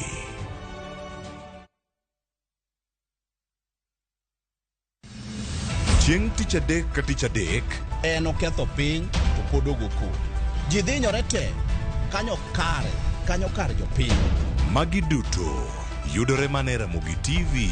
Yani ene ubiro ga bora ne ubiro to otengo abiro timo numa gima abiro timo okono timo jo Kenya bu usaul gi wund ma pile buch jopiny to ntie kunde moko bende japiny mano golo lo mondo los go kembe gi eki ni sani koro kembe go eki ibro usi maduonde japiny ok uwinji e od bura miluongo ni parliament. Nyinga Trevor Ombija jandingo panga jo nyakach dendo nombija tai nyakwar guok kocha pesa. Tich adek saa 3 otieno. Kik bai.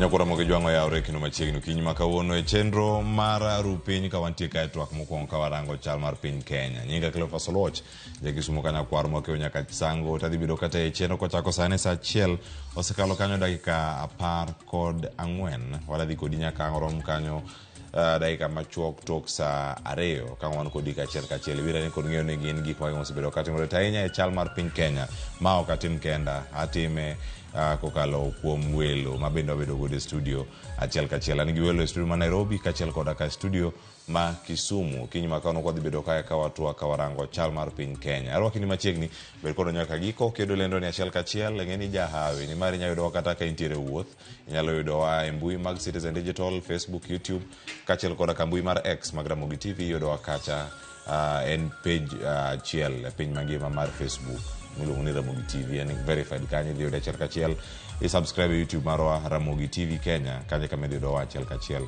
ti yudo thuolo mar neno chenro ni bende kaka biro ni kamora mora ma intiere. Antiere gi wele studio ma Nairobi ka ng'achak mondo mingi moso oganda wakinyi ma kawuono kata ng'adhi studio ma Kisumu bang'e antiere kae kod okil Kamaloka Brenda Ongalo oyawre kendo machiegni akiana wach ni happy new year kakata koselewa ahinya wane dwe mar adek dhi karumo machiegni chenro kiny mako erokamano ahinya happy new year to kendo happy new year ne wan ka tarik 19 dwe mokwongo yeah erokamano mor mabedo ka erokamano nyakendo machiegni e Ramogi TV chenro mokinyi kaachiel koda ka jod bura mandhiwa Wood Chief erokamano achiew maber kendo ago erokamano ni Nyasaye ng'eni mondo mi ichung' miwuokri mitim gige minyalo timo en mana ng'wono ma Nyasaye koro amoso ni kwa Ramogi okinyi ni oyawre wuok erokamano ahinya oyawre kendo machiegni bende chenro ka odhi bedo kode achiel kachiel kae kaachiel koda ka jatwak machielo ma bende jasiasa mar rawera mantiere kaunti ma Kisumu ka en achiel kuom rowere mantiere kanyo kendo tudore kod okinyi ma kawuono e chenro mondo mi wabedane kod twak e yo makare okinyi ma kawuono Seth okumu oyawre kendo machiegni okinyi ma kawuono machiegni e Rupiny ka wadachako kod twak achiel kachiel machiegni Jioyo machal nade Kisumu kanyo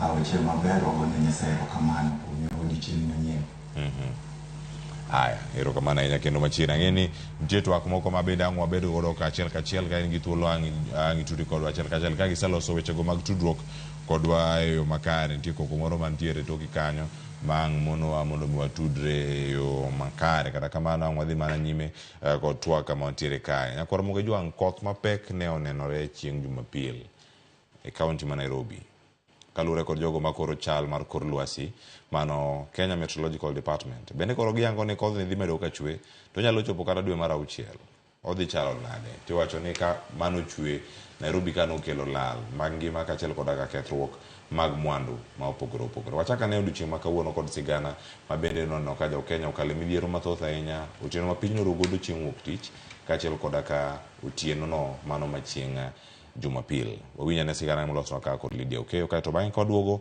wachako twak ayanga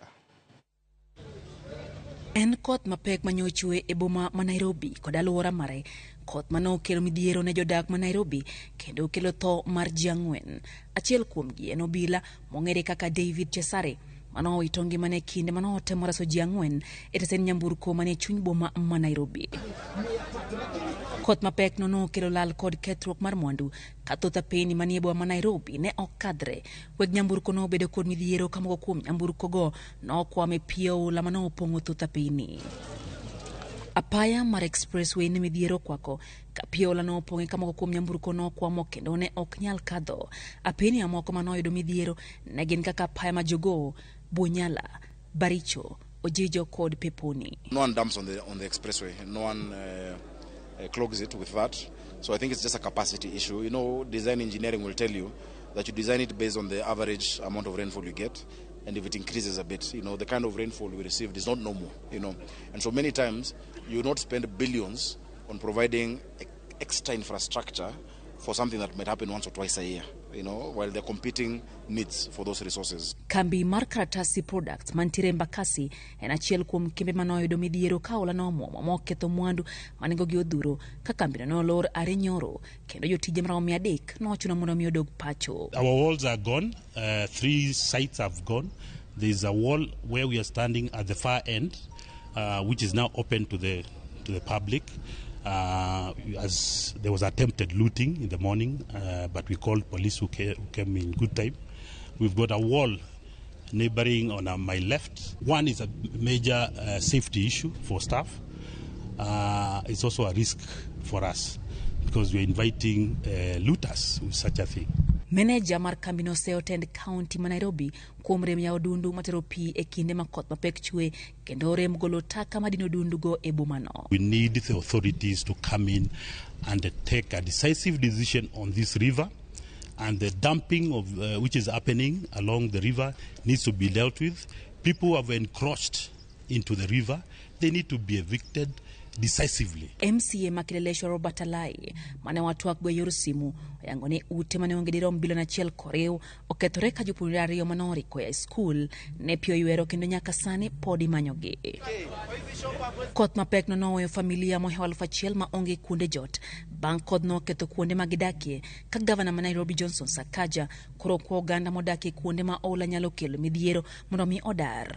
We keep getting reports, yeah. So I don't want to give a wrong figure. We'll compile, we'll be issuing hourly updates once we've compiled. But for the number of cases we know, they have not yet gone to 10. Sakaja gomos ne familia moyudo midhiero kaluwore gi kodno komedo ni tend county no oseketo kenge buora mar chwalo kony ne jodak ma Nairobi manoyudo midhiero ka gitiyo kanyakla gi Red Cross kod bad migepe mamoko mag piny owacho e chwalo kony ne oganda. Tumeongea na viongozi wa Nairobi, the leadership ya assembly, MCs wote wamepata ujumbe ambao pia wanapea leadership every ward ambao kuna issue tunaangalia priority, and so we'll be able to, because it's an emergency, lakini tuko na matumaini ya kwamba hii itakaa siku nyingi. Bad migao marango chal kor lwasi owacho ni oganda obed kod ikruok makare kaluwore ni koth mapekno pod biro medo chwe ahinya te dwe mar Ang'wen. What we have observed that started during the weekend is going to continue. We expect a break on Thursday. And after the break on Friday, we expect some parts to pick up again and to continue. We are expecting that it will last the season with the possibility of going into June for some parts of the country, especially the western parts, the central parts, but more distinctly over the coast. Manager Marwachu yokanyo director kata jatatije mano ma Kenya Met loso karkanyo Dr. David Gikungu kendo gino mar yanganyo koro mo jonka lore kod mbui mara Kenya Met mapacho ka yangore Nairobi kauno tarik 26 kodh ne dhi bedo kanyo ka chwe kata ka entire gwenge moko kalore kod mbui magi wacho kanyo gwenge mag Westlands, Dagoretti North, Dagoretti South, Lang'ata, Embakasi South, Embakasi East, nitiere kuonde mamoko ma ondika ndika kaka kanyo mabende dhi bedo ka yudo kwan mamalo ahinya bende ka irango mano makoth ahinya ka irango gwenge ma Makadara, Embakasi Central, Ruaraka, Kamkunji, nitie kanyo ma Starehe, Embakasi West kod mano ma Mathare kod Embakasi North. Gichal nade kama intiere ang'o bed kanyo mondo mi ang'o mi mathoth kotenore kod weche kaka odiochieng' medo sudo to sani penjo maduong' mantie matimore kaunti ma Nairobi wang'eyo ang'waranga ne kauntis mamoko bende kaka chal mar wach en kotenore kod chal mar kor lwasi. Brenda, governor ma Nairobi nogo campaign kowacho ni lazima iwak gini nyaka tire atiya nyaka odhi adhiya kaka ochane debed ni iwak kuti kama wacho kwenye to wanya wacho ni haiwak nikech higa ka higa wang'ega ni koth chakre dwe mane to wasebedo ka wawuoyo about climate change, wasebedo ka wawuoyo about flooding and extreme drought. En koth mapek manyochwe iyudo ka magi gik mosebedo ka timore to ki campaign on the platform mar change nitie basics monego bed ni itimo kaka jatelo kata make sure no setimre kaka jatelo ma ka wacho ni weche flooding ng'enyne wacho ni en because kaka drainage onge malong'o to pok waneno kama noselosi weche mag approvals mag jok magedo kata but pi kama onego bed ni gigede wano kama go gik ma county government ema timo approvals go work from county governments to mago gik moneno ka continuously osebedo ka timre to kata kudoke weche mag urban planning waseyudo ka nitie jolony mosewacho ni kuma wachope ni nitie kuonde moko nego bed ni jigede waseloko Nairobi gima jo kisungu luongo ni concrete jungle ma waonge gi water towers waonge gi kata kuma wapidhe yiende kata watimang'o iyudo ka takataka waweyo donje e aoche ji ogedo nyaka e dho aora wuon to magi gik ma nature maka koth obiro mang'eny to pigni nyaka ringa kuma nokete ni nyaka oringecha koro iyudo ka asara ma ji yudo en ni oyieni yudo approval igedo tigede bath e but kuma onego bed ni gede sama masiche makama timore to piyo kang ne deu ni ng'ato nomiyi approval, nature will take its course. Taneno ka weche matindo tindo kama drainage en gima osebedo ka ji wacho higni gi higni. Ok onego bed ni sa asaya season mar koth chakre to wayudo lal mar ngima, wayudo lal mar mwandu. Koro apani kama wachopeni to it's not we're about billions. It is the small incremental steps serikal, both national and county governments osekoso timo kata osekoso keto proper mechanisms ma make sure ni seche ma gigi timore to wan gi kaka wanya prevent gi. Kech ka koro ndara maduong', apaya maduong' ma expressway nya experience such things, it just shows ni pok waikore. To ka giwacho ni kodhni nyadhi nyaka dwe mar 6, matiende ni kaka nyochwe odiechieng' achiel to waseyudo lal maduong' kamano, especially lal mar ngima. Gi report ni ji 4 to nitie moko ma pod gikia kama nitie moko bedo reported. Koro kinya keto ni ka odiechieng' achiel koth ochwe kamano to ji 4 otho, lal ma kamano neno. Kodwa chwe nyaka June, wadwa yudo lal marom nade? Penjo maduong' ahinya mantiere karka, to gini ok bi mana ni nolande nyoro to chwe nyoro, kata olande nyocha to chwe nyocha. En gimoro ma osechiw kata Kenya Met noselando jumbe 2 mokalo ni koth dhi bedo ka chwe. Kendo nosewach kanyo maber ni e wik kata juma mogik mano mar dwe mar 3 kaunti ma Nairobi oikre ne koth. Ero gino timore kanyo chieng' Jumapil.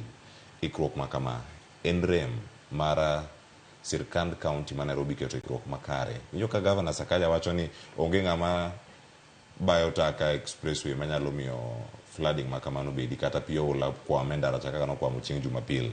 En rem mar telo kosen mana mar rem keto e tim gi ma ikono kata paro ma isomo kod jorieko mane bede migepe mamoko kaka Kenya Met sani.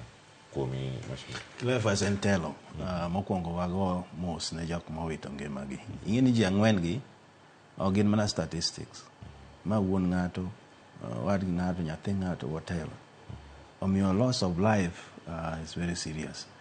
So Sakaja en a friend, owacho gimoro kanyo ma bende aparo ni kiko wachi. Nikech en ng'at moro mane kawan go to you could see. Ni gini happen once a while. Koro no kwanyal keto pesa moko mang'eny mondo mwalose maber. But gima Brenda wacho, nitiere projections ma kianu wacho gi dholuo nang'o. Gik mineno kabiro to nyaka ikri nikech they are coming. Disaster ok dwar mana ni react ka gik moko timore. Disaster biro prepared. To biro prepared e mesa kaka ineno abetni. Mitimo planning, timo approval, ni gini dhi timore kama. Kata mana expressway no bedo designed maber kabisa. Kama inyowa kaka jo Kenya en execution. Kaki implement project. Ka ema ji compromise, ka ema ji kwele, ka ema itime everything. Aye kagi se kawo magi kawo koro they don't care what will happen.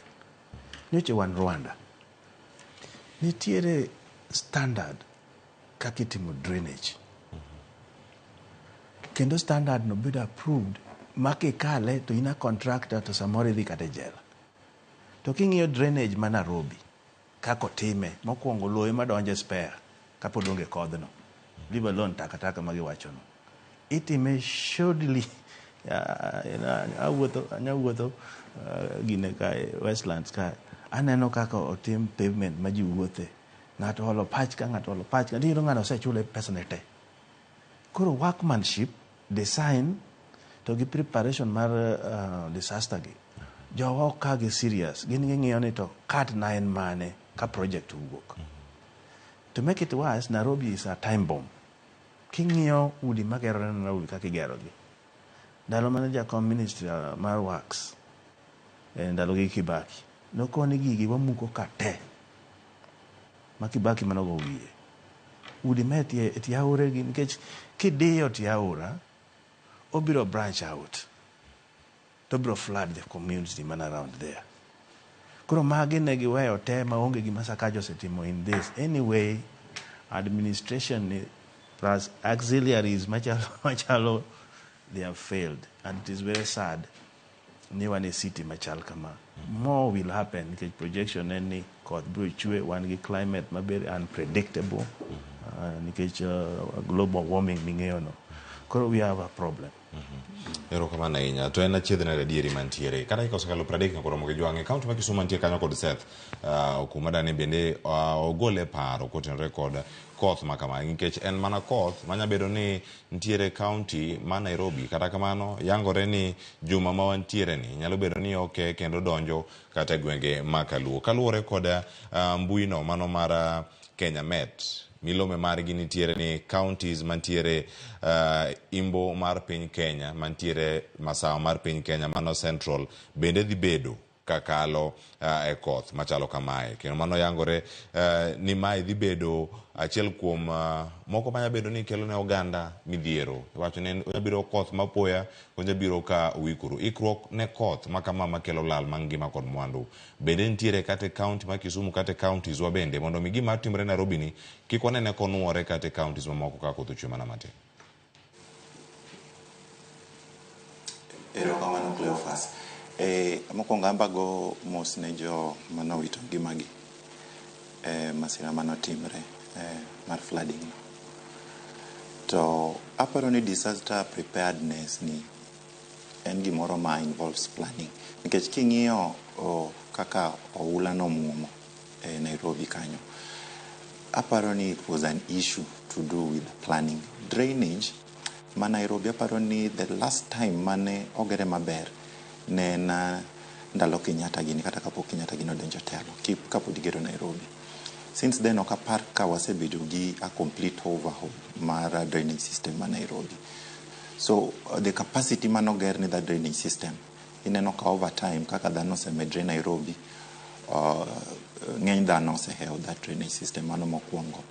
Mar ariyo kinde ka kinde ineno ka KMET golo projections koth biro chwe kinde kama achiel biro timore kama onego beni county government bedo piny to giwacho ni kama gi projections mowuok wanyalo keto mikakati mage mondo wane ni kapo ni koth ochwe to kik wabed gi issue mar flooding nikech budget mar county assembly kata ma Nairobi there is a percentage mare onego bed ni keto ibedo place aside for disaster preparedness.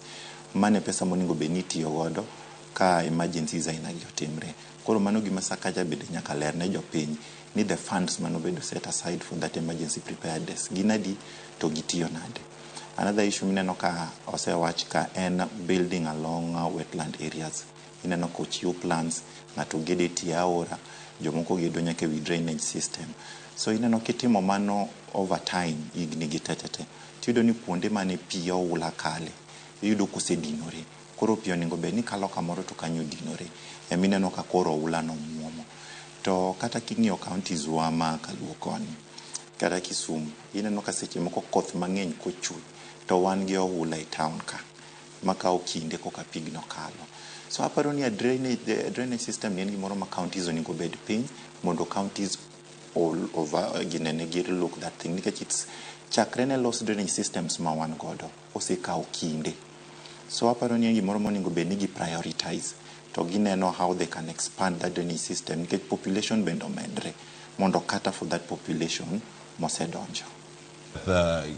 Ma ok en tielo mokwongo ma waneno ka koth ma kama bende chwe kata e gwengewa kamoro amora ma gigi bende wayude.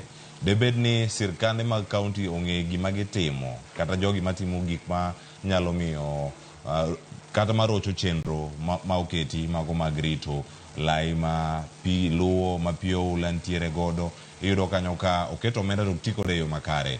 Gin gik moko manya bedo ni adier timore e counties manya bedo ni ikruok malong'o ni ok chope e yo makare.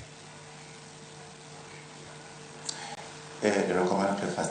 Brenda nowacho gimoro ni iyudo ni kar urban planning department ka seche moko ineno kichiwo permits mondo ng'ato ged kamoro kata ng'ato ket structure kumoko onego bed ni oketo.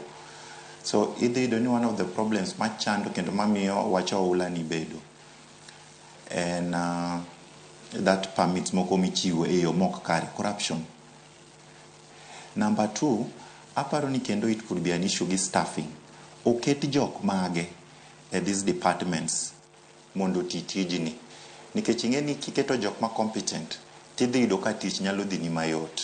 To kata mano nyaka bed ni ichiwo budget moromo tijno. So aparo ni budget making process ka bende onego bed ni wang'iyo ni higa ka higa en pesa di moket tenge mondo mi okony weche aina gi.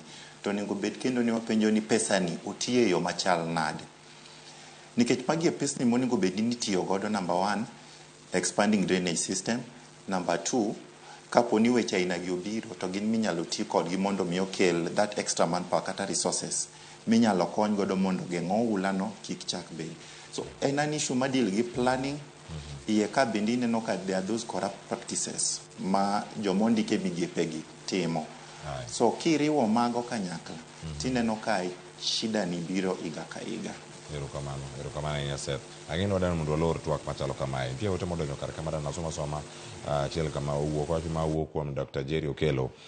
Penjna Brenda ni bende oparo lokruok nyalo yudore adier ka irango kaka ichano boma ma Nairobi koso pod wariti. Erokamano ahinya Dr. Jerry. Lokruok to nyalo bede, but all through shida ma wasebedogo e pinywa ni en accountability. Nikech iyudo ka budget ni nitiere, iyudo ka staffing nitie, but seche moko wadwa ni wakaw pesa ni oti kode e yo moro nono kata olale weche mag mibadhi. Mane gima hinyo ng'enyne nikech budget ni to nitie. Kitimo planning iyudo ka there is a whole disaster management department, a county level, national level, but pesa nitiyo kode e yo mane. Nikech seche moko it's not even about pesa mogol no kende. En kaka idwa ti kode, en jok midwa ndik kanyo. Nikech iyudo ka ng'ato chamo msara mar kamonego bedi no tiye no, to the staff do not actually exist. Again, king'iyo county government and especially kochopo korka kidonjo city hall, tiyudo ka kata audit reports ka wuok, tiyudo ka nitie weche mag ghost workers. Rach ka gokinyi iyudo ka nitie jok ma yweyo ndara, to ka giseyweyo ma gichoko takago, to takago giduogo giwegi mane bath ndara kanyo. Koro ka koth chwe to chako donjo e drainage, so it is counterproductive. So geno to nitie to mana ka there needs to be a culture change e kind jo Kenya te. Ka chakre malo, ka chakre gi jotelo, to nyaka gi jopiny. Nikech seche mikao chupa mar plastic, seche mikao taka tiwite drainage, in iwuon ka japiny okibed accountable. You are contributing to gik matimore gi. Koro kila ng'ato ka ng'ato onego bed ni ng'iyo ni to kata ka flooding nero timre, ang'o ma anya timo as an individual. Jatelo mention wach mar nine gin Rwanda to gitemo ng'iyo.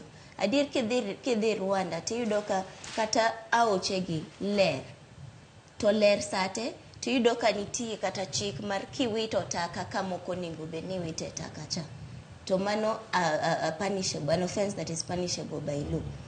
To ndalo moko naneno ka gino ne teko timre 2013 gini, there was such strict laws manentiere, tiyudo consciousness cha be nitie. Koro seche moko kiwache kende ni nyatweyi kitimo gik makama, but it needs to be a national campaign ma ji iwuotho king'e ni ka wito taka ka ta contribute gini, mondo kik waket ting' ni kendo ne sirikal, in as much as en tij sirikal ensure ni weche makama ok timre, en tij sirikal ensure ni disaster preparedness nitie malong'o. But kaka ja Kenya, kaka japiny, onego bed ni be ng'iyo ni seche ma sirikal onego bed ni timo gik 1, 2, 3 anto mara chakre gi kanyo. Erokamano. Adong' gi thuolo ma dakika 2 kendo tuloro twak ma kama odhi e twak machielo mantiere ka. Mheshimiwa Martin, nitiere thuolo ma ka oganda yudo chike iwacho ni ma piny Kenya ka thoth ahinya moseketi, dhano ema tiyo gi chike gi, kendo ka dhano ema uloso chike ma kamagi od bura. Gik ma kamagi kaneno ka timore e gwengewa, Nairobi tiyo mana ka kuom ranyisi. Gini nyabedo ka timore Ndhiwa kacha, nyabedo ka timore Homa Bay town, kata timore Kisumu kata Siaya, gwenge ma Ugenya kata kobed Sega, kama intiere kanyo.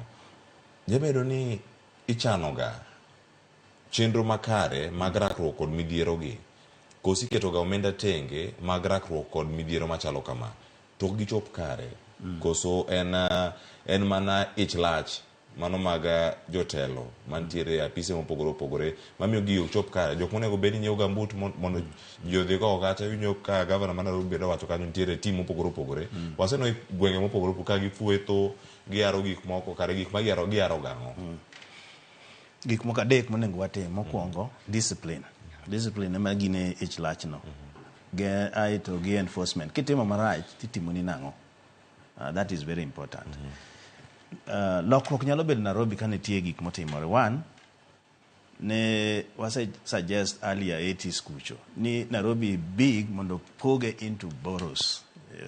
If you go to Wandama wacho chagin gi district no negi a budget mare ka wan gi boroughs pog Lang'ata kore kocha pog Westland pog decentralization devolution no ko wacho ni mondo chunga ni koro en Nairobi city county pesa duto bedo kanyo obed devolve further ma managers mag kuonde go bedi mano is very very key kotim mano tichaki luwe gi enforcement dinge ni John Nairobi kata kano yudi ni to laya to in mana ngama pay dearly sani indecent exposure kiro kata kaka jitimore onge ngamo care tiende ni ya wan gi laws e books to onge ngama enforce gi I had a chance Madak America. Ki later highway instantly $200. Mano over 20,000.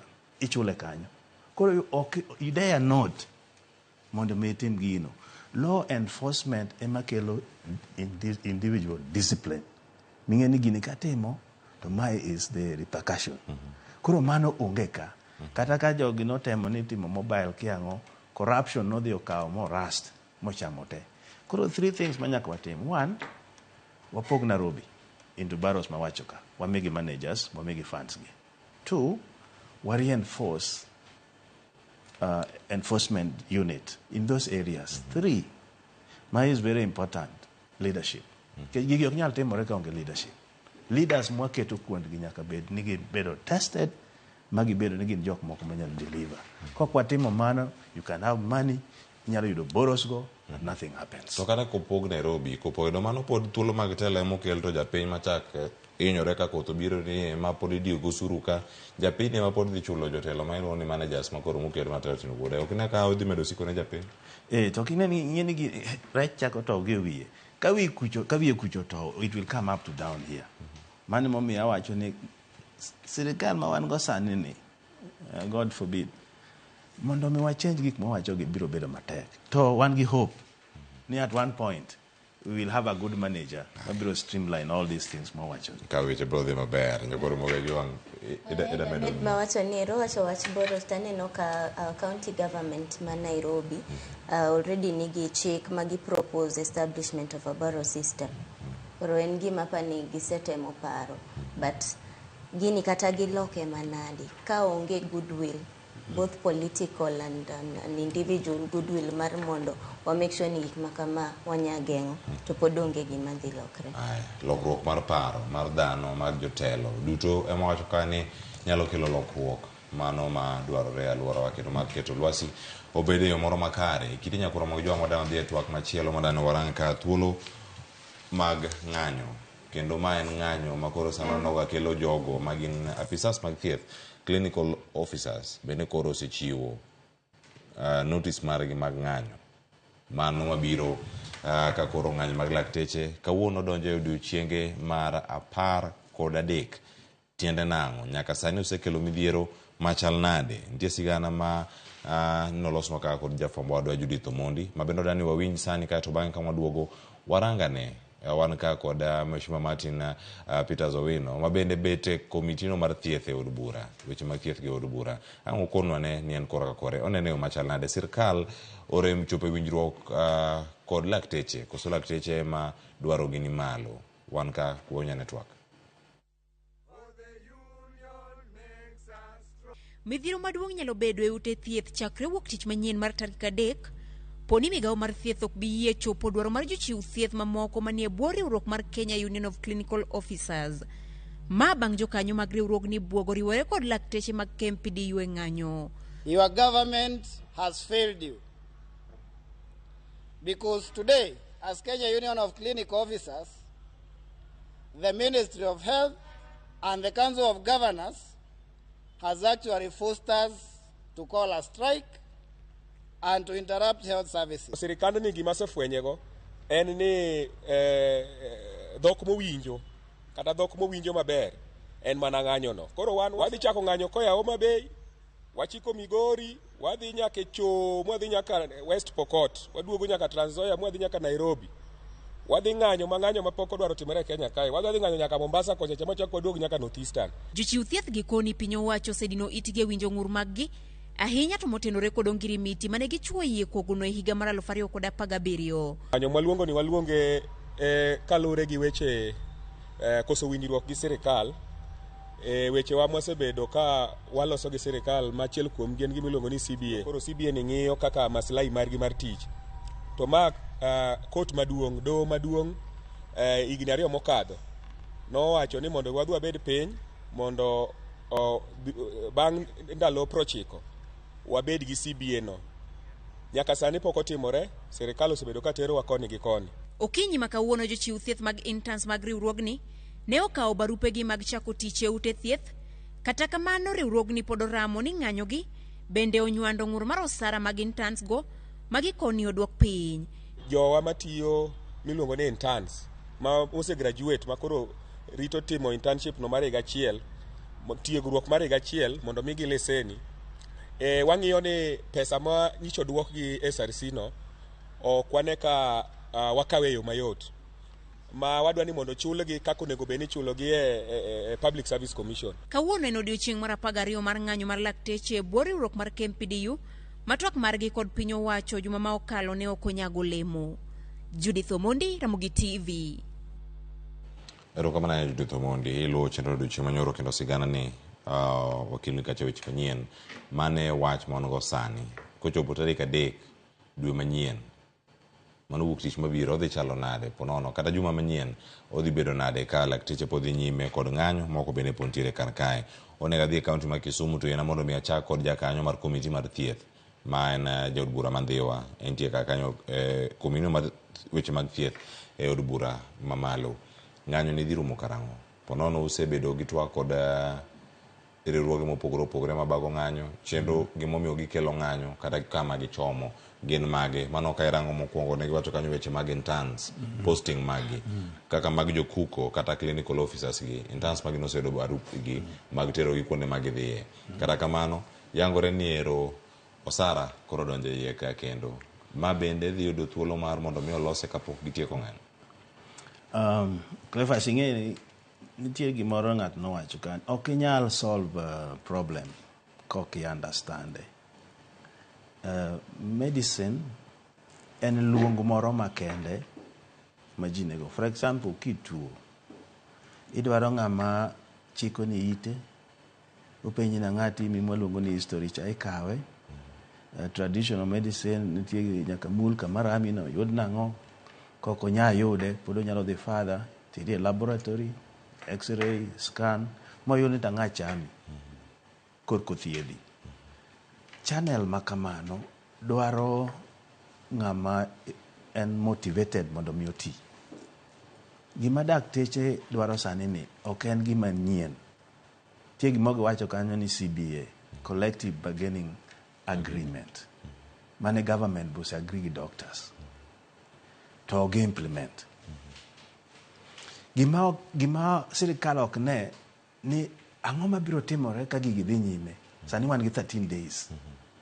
Ang'o matimore gi jok matuo, tuoche monego yude wang' sa mokony mondo jogo doge tijegi, gichul ne nyithindgi fees, nyithindo som. Ma ok gine. Gin gineno ni doctors o strike, gikelo threats, gikelo intimidation, moko be wacho ni court. Gige doctors gik moko ma giparo go ok nyal timogi. En ni wadwaro ni ere kaka wanyalo solve problem mondo ng'ani odoge tich motivated mondo othiedh ji e yo makare. Koro one thing monego sirikal tim, one, giwe go agogi gibed piny magitim gima ne giwacho ni gidhi timo. In fact, pesa michulo dakteche makagi is peanut. King'iyo pesa ma dakteche earn in other quarters. Gik ma gidwaro gik ma peanut. To maloyo kata ne salary no tin to in gi kaka inyalo tiyo. ma in gi mashinde minyalo tiyo go minyalo timo, they work in terrible situation.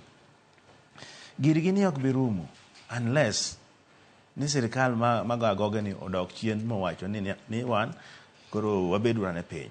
Kech pesa to nitie Kenya ka, onge gimo ni pesa onge. King'iya ng'iya presidential motorcade. Clefas can be set in my estimate over 30 vehicles, Mercedes. Now one of them a bulletproof, is over 200 million. Mercedes no. Pesa manyiche wa refuse ni kick the State House for renovation kiango billions. So onge gimoro ni pesa onge. And it a priority mar administration ni and money. Kipenja kaka mijumbe. Gima waluongo ni crude death rate, kaka ji tho maonge ng'among'eyo ni to ng'ane otho nang'o. E juma ka juma you get 10 or 20 people moko be ok inyal kata mana konyo. Koro the impact of gimineno timore ni dhi hinyowa zaidi. Because once people are walking sick, joma nigi hypertension gikia, joma nigi diabetes gikia, jo cancers gikia, gi present stage 4, githo. To gin cares, gin breadwinners mag family gi. To mheshimiwa, ka idhi mbele kanyo, ang'eni anga thuolo madhi extreme ma Kisumu bang'e une komiti mar thieth e od bura. Utimo ang'o mondo mi ng'anyo ni orum? Komiti mar thieth ni chon nober kaka last time nober kabisa. Ang'o kethe? Sani koro kethre koso ober moloyo? Orache moloyo. Nitiere syndrome moro ma sirikal manyien odonjo go. Ni gimoro amora nyaka wuog State House. Korki kale. Nikech ng'eni ka bwana ni nodonjo, nong'iewo majority. Kaka nong'iewe parliament maduong' no, mogedo gi speakers ariyo, kako dhi nyaka committees gi. Koro one minority committee, makata gimo wawacho, we can make noise. They have their ways. One, if you ask me in our Azimio, ng'ama system onego jogi tigo, en mane Ngilu otiyogo. In fact, kata gik ma dakteche gi en Joy sani was Ngilu. Ka in minister mar health, ok sing the song mar State House. Ing'iyo maslahi ma jogi, nikech ka ogitimo mano, ji dhi hinyore. That is the role Ngilu took, kane gin gi Kibaki. He stand with the workers. Magi yudo orders from State House. Ok nyal solve problem. Wan kaka committee, nitiere gik mwasekale monengo tim. To ka chopo drafting room, walungo ni table room kacha, tiloko gi, gidhi e floor, kose lok gi, wakone speaker nino, ma ok gima ni wawacho. To speaker ne kocha be wacho ni mane kaka en, ang no put to the question. Koro gima nyalo wacho ni as a committee, in fact we are very sad because parliament is not working as parliament. Karamano committee wano is not working as a committee. Kech gik ma make sense mwa kwero ok dhi mabed passed, mabed kako nego utime in the law, in the streams, onego itime laws. Samoro ng'ato igone simu kaka jakomwa. Ng'at jagone simu himself, ni gino ok nyal dhi kaka opare no. To gigi duto katimore, ang'eni wanyaka thuolo matin e wiye ka podi, gigi timore, ang'eni maparo bende ang'ayu kuom Brenda kachiel koda ka Seth Okumu, penjo mada penji sani, ka untiere kata kaka jokanyo mag komiti, gigi wuok e State House. E komiti ni unka gi jod bura ma Kenya Kwanza, gi jod bura mag Azimio, kata jogo manok e od bura ma bende loso thuolo mar bede komiti machalo kama. Jod bura ma Kisumu ntiere kanyo, Kisumu Central, mano Dr. Ron, Dr. James Nikal ntiere karka. Okuwuog e komiti ni, resign uru, step down e uru komiti mondo udhi tim gik moko manyalo kelo dongruok ne jopiny. Ang'o mobet kanyo to gigi ma lokruok moro amora mantie, kata ugo simu no ero. Kata simu donji, kata ok donji, onge lokruok madhi neno. Ok uweya kanyo, koso rombe to dhi adhia mbele. No, gima kinya timo Clefas, and ringo from a problem. Fadhali, you fight within. Nikech seche miringo go kukumiyo, joluone wajo ni kuka thigo yaone dhot. Koro gitima gimoro magiero. At least ka wan kanyo, samoro giluoro wangwa, kotamora ahinya, an bende wanyalo split, wadhi wagolo statement marwa ni ma, to wadagi, and we said it, wadhigi wandai mwa wacho ni wan support doctors, and we stand with that. Because gik ma doctors go dwaro are very primary, to mondo gibed motivated nyaka timnegi. For example, wa explain ugini. Intern en ng'amo setieko. Gimotimo en practical training. actually is a doctor. Koro nwawacho niya, okay, training en function ma national government. To nitie kama national government ben nyalo gike nikech health is devolved. Kwase train doctors makoro timo internship institution no samoro gitimo kata C-section tiende ni giselony gi gigi ma bende institution no charge income. Institution no bende onego kaw parties mar chulo gi. So gi work together ni wan wadhi chulo after this. Ka intern obedo deployed in your institution, kata your county, now you take also a part of it. Money negotiation, we have talked it in the committee. But they are doctors. How do you train doctor substandardly more intern? And they produce money for you.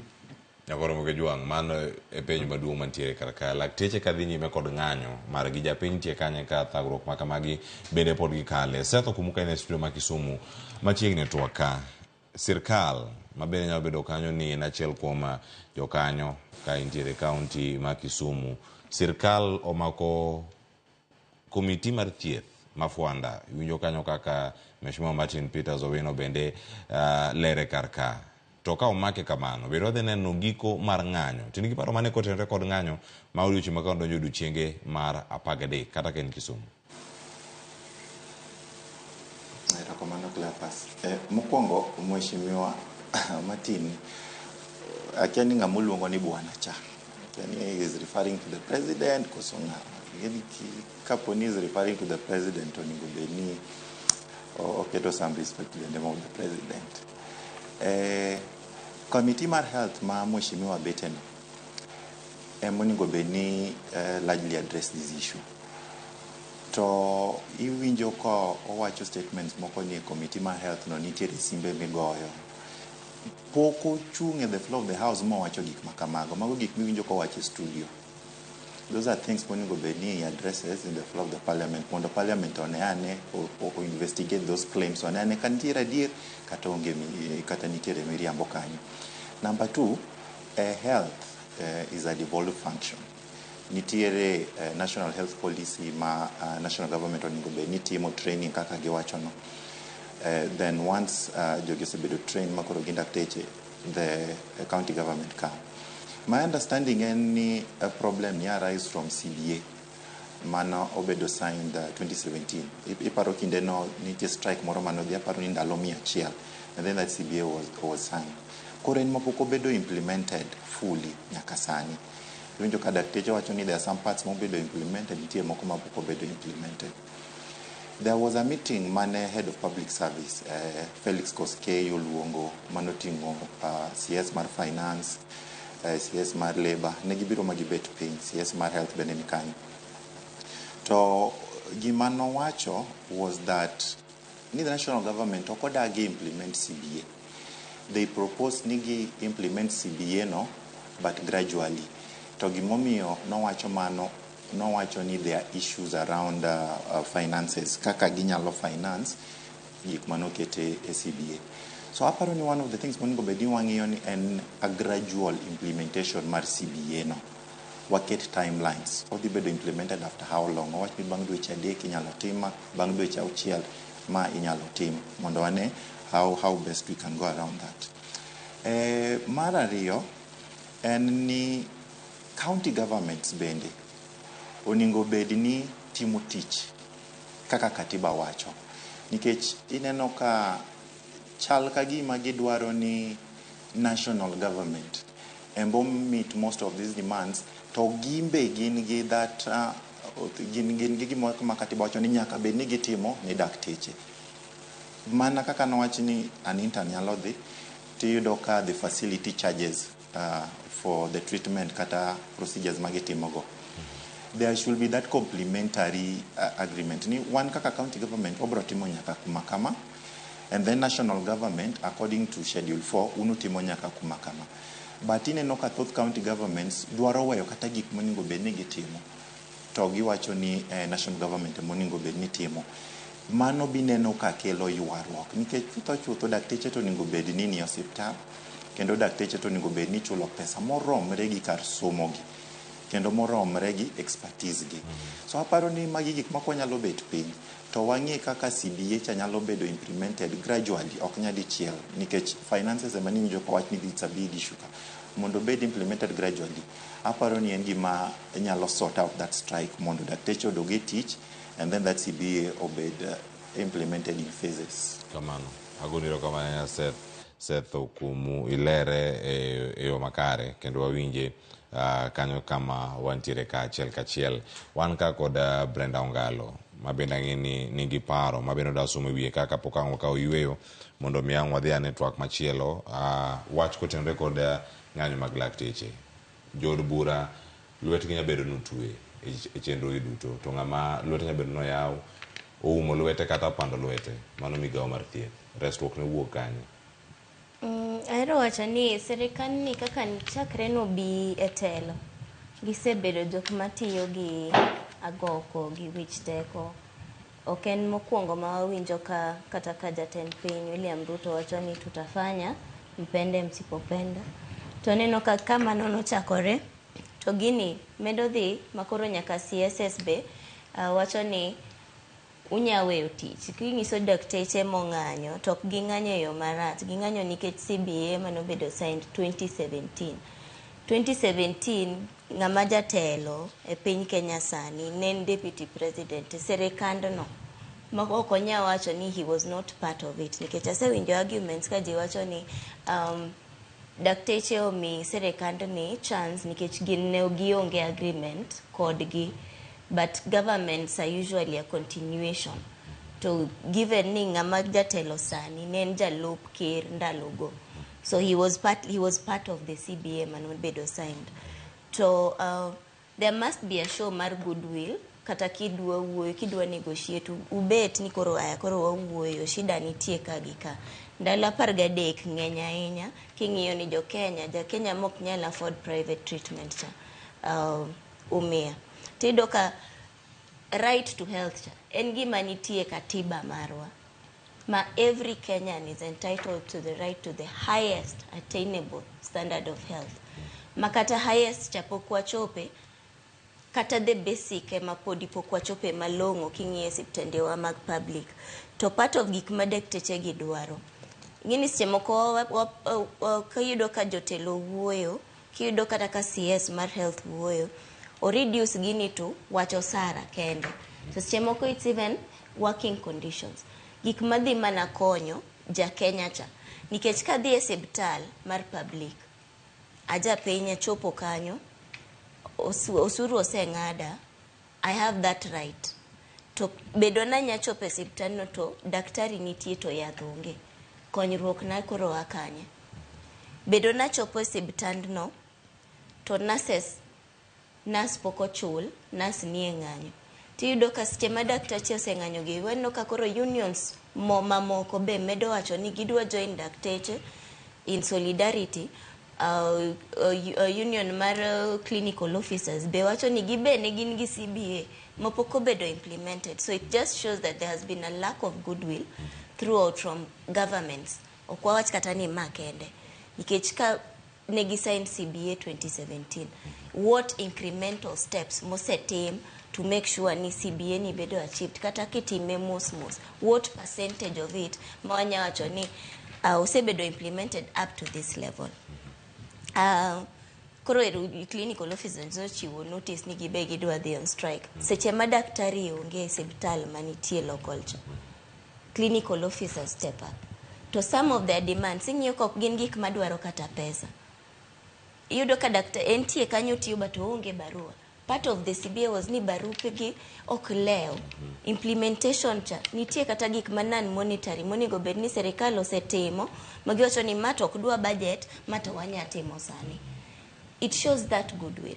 Kadoke wach mar Committee of Health apa ni opposition osego wa piny kaka jo Kenya nikech wang'iyo every time manitiere bill mora mabedo debated ok nitie wach moro mitimo e od bura tiyudo ka jo opposition gi seche magine od bura ka enena koko to giwuok when they have a chance in the House of Parliament to debate, when they have a chance in the House of Parliament to have their demands recorded e Hansard cha. Makoro ka Hansard cha diwuok to wacho ni tax bill ni ka housing affordable housing bill ni ni ka joma kama o dissent ero bedo recorded. Seche ma wuok cha in protest to end up no kugo kura to end up ni your demands have not been heard. Seche mudhi go koko e rally, seche mudhi go koko e liete, onge gimuko nyongo ja Kenya. That is purely populist. Mapani jotendwa be onego beni the structures ma wasebedo godo. Od bura is the perfect place mar wuoyo. Kata ka ng'ato duogo ng'iyo track record ni later e od bura to nitie answer to wacho ni jatelo ni to no dissent bogo kura kama. Seche mi wuok cha onge gimi konyo go ja Kenya. Seche mi wuok cha you have not done your mandate as a member of parliament. Ngeni mheshimiwa ward chief ang duoga kenda angwa yuri thuolo ma duoko. Angwa duoke nyakoro jo bank waseka wiyo masana ngeni angwa duogi gitwak mathoth kantiere karka motingo nyaka lemo mar jakom AUC. Raila Odinga ni kanye. Nonene mogi kana yudo report mar Nadco nyaka kawuono pok wanene wang jowi mora pok wawinje ko wuoyo entiere kanye. Nitie sigana ma olos no yo makare kod Walter Nyabago. Waduo kode mana bang' yo makawo sani mondo mi thuolo modong' mar tieko chenro angwarangane mano kachiel koda ka pogruok maponono limbo e imbo mar piny Kenya kaponi Raila Odinga wuok e siasa ma pachoka kata tend ODM dhi barore koso dhi chung' wakawo yo masani ka waduogo twak dhi nyime kik idhi mabor.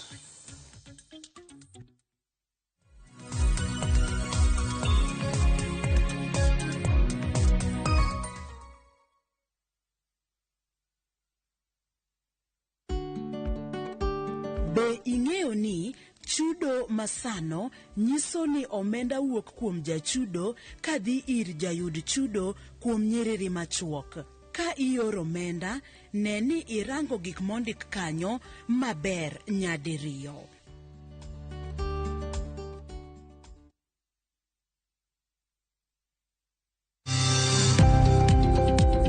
Ohala gi mwandu wakelo ni jolony e weche ohala. It is important mondo wan kaka joluo wabed gi dongruok. Wafwenyo ni adiera matut mag timo ohala. Tijni kidwa time en mana mashin mar luoko to gi kuminya yude pi.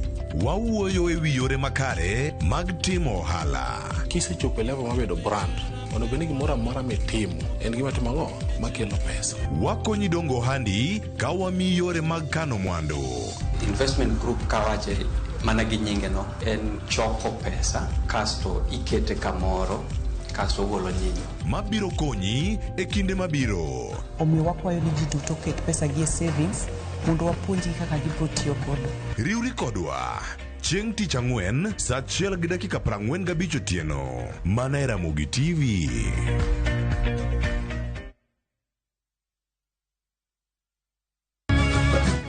Miyo makwedo paro ma ok kare keto kiawa kuom puonj koda timbe machon. Abwachonu adiera man go. Ng'at ma chunye tek to chung' motegno. Ber ahinya ka ng'ato chung' gadier kata ka diera mochung' godo no boterelo. To gik musiko timore e ngimane miyo bedo gi kuyo kod penjo mang'eny. En ang'o marach kodi? Penjo ng'ama noketho gimoro amora. Gik mane osebedo kopandi koro fwenyore ayanga. Odiochieng' ma kawuono ni an abiro nyiso Sarabjit gimoro amora. Hera mane en go kuom joode miyo temo umogi gi yore te. Asayo ni kik utim kamae. Kata ka onenore ojaketho. Mak mana ni an abiro timo gimoro amora manyalo mondo aler nyinga. Ma en sigand hera. Onge ng'ata ng'ata piny kae manyalo chalo gi Sarabjit. Wan watugoga, wanyieroga, to bende wan wadhaoga. Choti Sardani. Wuok tich nyaka ngeso saa 2:15 otieno mana e Ramogi TV.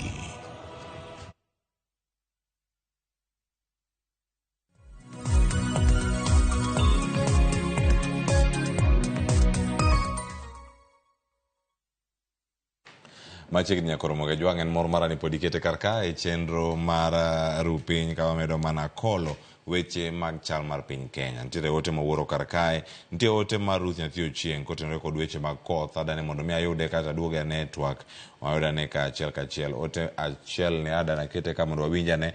Koth manyocha ochwe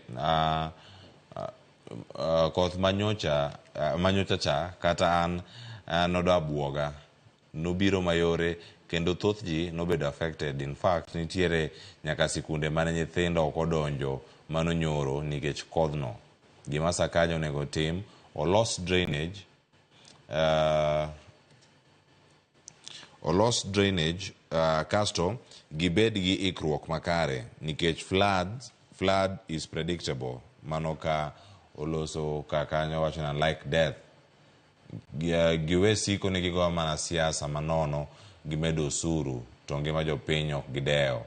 Nyisna uru Roro mano Ronaldo MCA marwa ma Umoja One Ward ni owere gi wach mar loso ndere kapok giloso drainage. Mano ote mare kantiere kar kanyo. Owacho kanyo ni parne uru ni apaya ma nolos lakini drainage rach. Nyoro nakadho kanyo ba aywago jo area no. Biashara mag ji nobedo affected marach. Awinjo to akano moja. Erokamano ahinya. Gero ni lang Roro Ronaldo mabende MCA ma Umoja One Ward owinjo ote machalo kamano. Adana dhi e twak machielo kapok adhi ami mheshimiwa thuolo mondo mi duokane penjo mabende ne openji kakanyo kod Brenda Ongalo kane pok odhi e yiero. Wuok oko en ng'anyo e twak to uweka twak dhi nyime kama onego bed ni winjo uwe kaka jod bura kendo joma onego bed go mbaka e od bura kacha. Erokamano. To mokwongo ofisa ma Kisumu ni aparo ni openjo moko ka bende nyaka aduoki. Mokwongo ka bwana Chamano to kanya konyi ko king'e ng'ama wuoye mano onge gima nyalo time. The other one en wach mar gik masewacho bunge mago ne answered, you can refer. Lakini owacho gimo ma important, the county government and national government. Health and devolve, yes. To gima national timogo marach ni functions are devolved to pesa to gidongo ka. Mano be gima wa fight a committee. Pesa mwamiyo national government and function and training, capacity building and all that. Policy making, not procurement issues. Unyalo paro wach mar mess, mapurwago o mess go nyaka sani. Ing'iewo ne county government machine mag diagnostic, ting'ado gi pesa moro ma is very unrealistic. So, nitiere gimonengo county government team, nitiere gimonengo national government team. Mwawuoye ni is HR, Human Resource for Health. Mabende onengo bedni function mar county government. Manwakonegi from the committee, ni what you can do. Okinyal hire ne jogi doctors from here. Okinyal sustain gi. Dhir pesa go mondo make county gi plan their healthcare system mondo gichul doctors kaka gidwaro. Gi start gi that responsibility ma ok margi. Margi is training, capacity building. Mabende onengo bedni gi county government mondo team. So in short, mane kaka en ok ni health devolve ni jo governors go koro tiya gin manyaka gi ka health no pesa nyaka migi. HR and one important pillar mare maka onge there's nothing maginyalo timo. Mar ariyo pesa gideko kasama pesa deko no misara ok japinyo ngeno deko yath monengo bede dispensary. I'm not absolving governors, but as a tier county ang'eyo gima gidhi through. Koro en two way. One, government man malo ka onengo gol pesa te mag health o mejo county. Vertical programs okunengo bedi ni yudo ni ng'ato waka the national ka ne dhi tero mosquito nets kucho kiango. No. Let those things be there. Two, county governors wa beno onengo bed piny. Nikech health, suna okinyal gengo ni oka Migori ni dhi Homa Bay. They need regional planning. Nikech pesa tin. Mondo giyud kaka ginyalo timo. Korka Brenda koni. Brenda. Mana kitieko kod mano wadhi e twak machielo mar AU. Brenda, ng'eni ka ine iye kucho. Gik moko pogore kaka inene. Walking out is one of the strategy. Mawatimo kaka wabunge. And it's very few times must walk out. Nitie moko wawacho ni okay. Koko kura nikech ng'eni gima joka timo ka giseyudo wach from Bwana Cha, manyini ok dwa wacho ni. To nigo yuru kama to gikone speaker. They put the question. Gisei koregi eyes kaka gimobilize. O gidwa kata debate to kendo ging'eny. Mane gima ne bwana ne otimo kana odonjo mong'eyo opposition mobedo gi majority. Koro is majority driven. Gik mwasewacho mwawacho mwadagi ne Hansard. Masamoro en chaotic. You can remember the taxation bill. Moro manyoche giloso ni, we refused, we talked, but still they say, we had our say, and they had their way. But we are not giving up, Brenda. In fact, you were my bear morning, we join my Monday neck, my heat, no baby. Work magike. But we are not giving up. Ero kama na inya nyakoro mwijua ngisi winjo kanyo kaka chal maruache ponono Brenda bende bo wacho ni embo odonje od bura odhi olosi kendo odhi otime yo machal nade. Nitie pat jopiny kachel kora kacheno mopogore mag Raila Odinga waloko tanga warangane ka warango gin siasa magore oko ka koso magore nyaka pinje maoko. Raila Odinga osebedo ka ntiere kanye mane penjo maduong' mantiere kaka Raila ni kanye mane penjo maduong' mantiere kanye. Mbaga Walter na oloso sigana machalo kama kendo sano ne wawinje ka to bange awon winja ne ka wenda mane studio ka bonde onge kamare lentiere koso giwache yo machal nade wawinja ne sigana mana bang yudo report mar NADCO mane ochwal nyime kod kamiti mar NADCO tarik 8 dwe mar adek e kar seche mag odhiambo mane otimore mana tok thuolo machuok tok chopo e piny Rwanda kendo bilo wach kod jatend piny Rwanda Paul Kagame e jumbe ariyo bang'e. Ogai mar ODM Raila Odinga wachore ni oselale wang' johera mage kendo medo chwalo penjo kama jatelo no nitiere to kod gimotimo. En gi sani ok wang'eyo ni en kanye tang'o motimo. Nipa awinja ni o campaign ok wang'eyo campaign kanye to ji to wan kaka wan joge manyo wafuasi maka watu wanyalo campaign nang'o. An jahera mar Raila Odinga o kata mana chama. An Raila no kende mahero.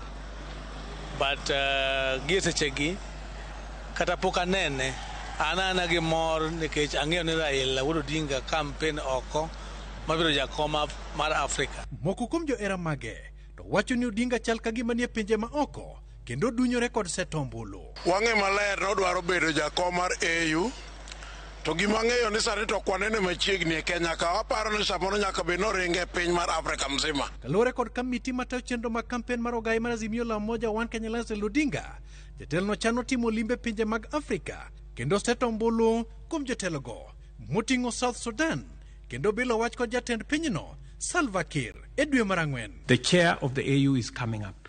E dwe mar Ang'wen bende Odinga biro pore piny libamba mar Tanzania mar yudho ombulu mar Mama Samia Suluhu. Odinga bende biro ng'wano ng'wech nyaka piny Djibouti, Ethiopia. E ka dwe mar abich Ogai mar ODM biro lwenyo ndege nyaka pinje mag Zimbabwe, Malawi, Angola, Zambia, Botswana kendo lombo jotelo mag pinjego. To pok oyangore ka Odinga biro dhi e pinyno mar South Africa kalure kod yiero mochan tarik 29 dwe mar abich e pinyno.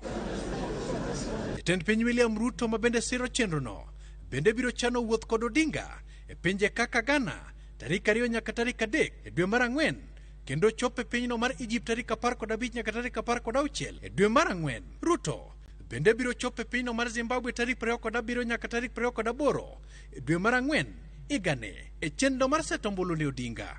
Walter Nyambaga, Ramogi TV, Nairobi.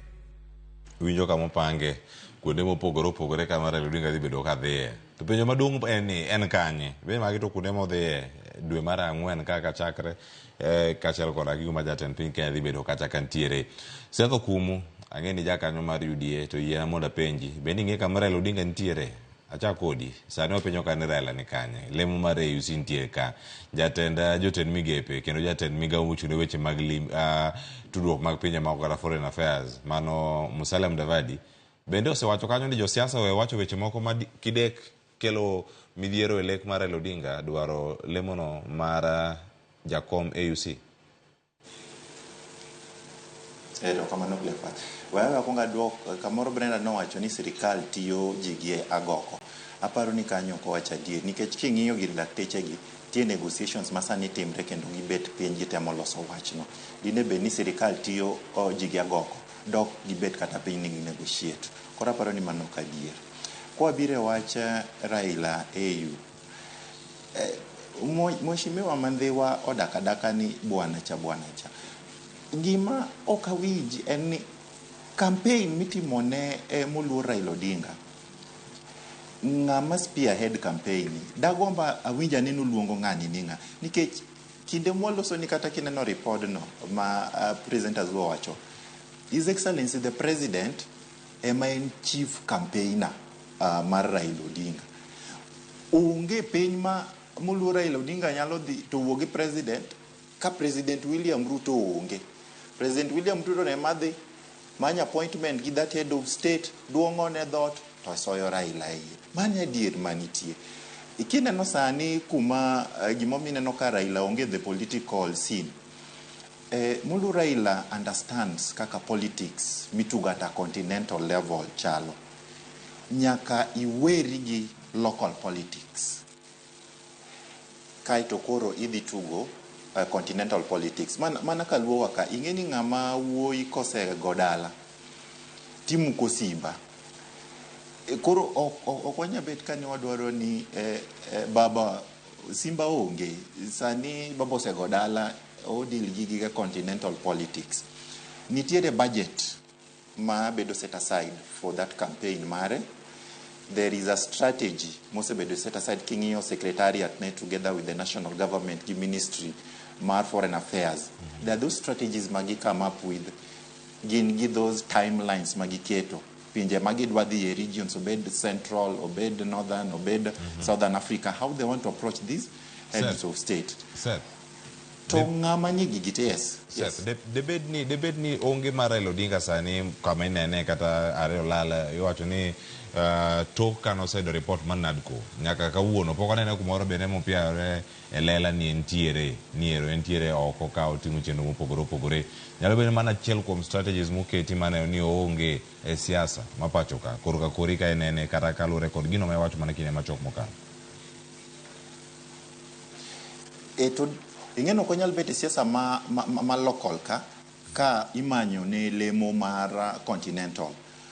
Sani jok mineno ka wacho ni Raila ni kanye magi jok mong'iyo gi siasa mane goyo mar ting'o bat biro siema gi luth obio ting' badu gin magi neno ka gigo uwi gi nduru mar baba ni kanye.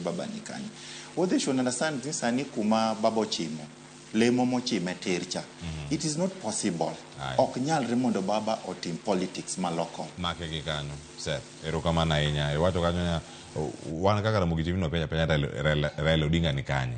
RamogiTV to okusem gi luth. Erokamano wakete ler. Kamane kaka entiere. Aduoge studio ka Brenda. Penjo maduong' ma pondie ka Raila ntiere kanye tujo sigana gi chenro mantiere kar ka lek mar bedo jakom mar AUC. Ok nenga wach gi surety moro nange kuma baba nitie but bedo ni NTA odwalaro kom mar AUC mabiro ni it involves a lot of shuttle diplomacy makok wanene locally to nitie gik ma ong'eni koro dhi mbele behind the scenes ma would not involve us nikech ma ok kura migo e Kenya ka ma kura migo gi state parties mang'eny to ne waneno kata ndalo mok 2017 emane wakwongo akiaka emane wakwonge but Amina Mohamed ne dwaro komni to nolare gi Musa Faki makoro tam ne rumo higani be tam ne koro serumo koro duration ma wan go between now and May monego bedni wase submit nyinge kaka candidate mar African Union chairperson mar commission no chuno ni nyaka seche moko koro lal dhi chuno ni nyaka bed maonge ka nikech nyaka wuogi jopinje maoko nikech makura ombulu migoyo gi representatives mag every nation to we need that 2/3 majority to gik mosebedo katimore wang'eyo ni baba ng'at ma connected osebedo kowuotho gi jopinje mang'eny e Africa ka he is a perfect pan-Africanist to sani tapano onego bedni wawe omanyo ombulu kuma manyeno kuma NTA should not bother us right now but the connection mar bedo no lal ka NADCO report cho wuok kanye manitie shida implementation mar NADCO ni but ano kane kakanyo onego bedni wagede ahinya nikech when he selected representatives mage ka jine dhi e talks mag NADCO he was perfectly represented by able people. Mapani implementation okonego bedni is hinged on him being present locally But kora pani let us kawa focus on you can give mawadu no you daddy to let that focus be there as a gik mawatimo locally be watima kama go bende mbele mitimo mana siasa mantiere piny kone timo giyo machalnade mheshimiwa ward chief an kuomi kore waju kuom jotwak te maloso ko kawuono in makore en adieri ni inti ja chama mar ODM ijazi miyo ma en jatendi to penjo jatendi ntiere kanye to chenro mage gin mage dipo ni bende ne mudho kaka Brenda ne mudho Brenda wacho ni en okia kamiro megira kata ka ponya ne kata ka ponya wacho ni entie okia ni en kanye to sani penjo moganda penjo re ni entiere kanye moko sigolo pachgi omanyo mbulu entiere kama chalnade waseneno chal mag program ay kaka dibedo e dwe mabiro ing'e gima ber gini ka ji penjo ni jakom ne kanye mano nyisi ni nitie era moro ma ji ne kode ka koro ne ji ok penji kata nitie kata onge mano koro in ng'ama nade. One point. The second one, by grace of God, nyocha yudo thuolo madhi Angola as one of the MPs of African, Pacific Islands and also Caribbean. Wang'eny, over 200 people. I had the opportunity marwacho ni my party leader Raila Amolo Odinga dwaro mondo be the chairman mar executive wing ma AU. The whole entire Angola also representatives stood up in clapping. These are people more Caribbean, Pacific Islanders, and African states. Mano nyisi how Raila is global. Makata joma wacho no lale wangine is ngeni okinyal yudo position ni ki campaign Africa kende. Africa is connected to Europe, to the Americas. Kuro kae maja kom nyaka neno timo. Kuro jok ma wacho ni kia bwana cha ema gine. Bwana cha oyudo mano opportunity. Ira gilongo bwana cha. Kata kamano. Kama gintie sana lemo ni dware. Jo siasa Musalia Mudavadi wacho ni jo siasa ema dhi ketho gini. Jo siasa kum dhoge machalnade. Onya bedo gima ber ne piny Kenya. Ni piny Kenya nego range ni piny Kenya chwalo ng'at gi achiel magin gogi chir kuome ni nyalo tero ne Afrika mangima masani yangore ni Raila Odinga. To jo siasa machaki siemo kani jo siasa dhi ketho gini. Jo siasa uchung kama chalnade. Jo siasa migo e kor gweng mopogore opogore ka weekend chopo ndhewa idhi mulo wache UC jakom da dhi UC siasa ma ODM podo mako gik machal kamano. In fact kanye mok ber kenda yie gi Mudavadi kana wa Angola warumo kode Addis Ababa kumenentie no is working for this thing very very much so to one emwaketho nitiere gimoro joluo no wacho ni ya ka idhi e lweny kik iket weapons ni te midhi ge lweny e wi mesa mondo ja sigwane obiro ng'eyo kaka idhi tiyo kode. Gini pok wayude pod wan e dwar jakom ong'e ni le moro nindo Addis Ababa kacha en men gi tong' modwa chwoego kendo en moringo around wan to kunwa ni un luoruru kasechwo to siro.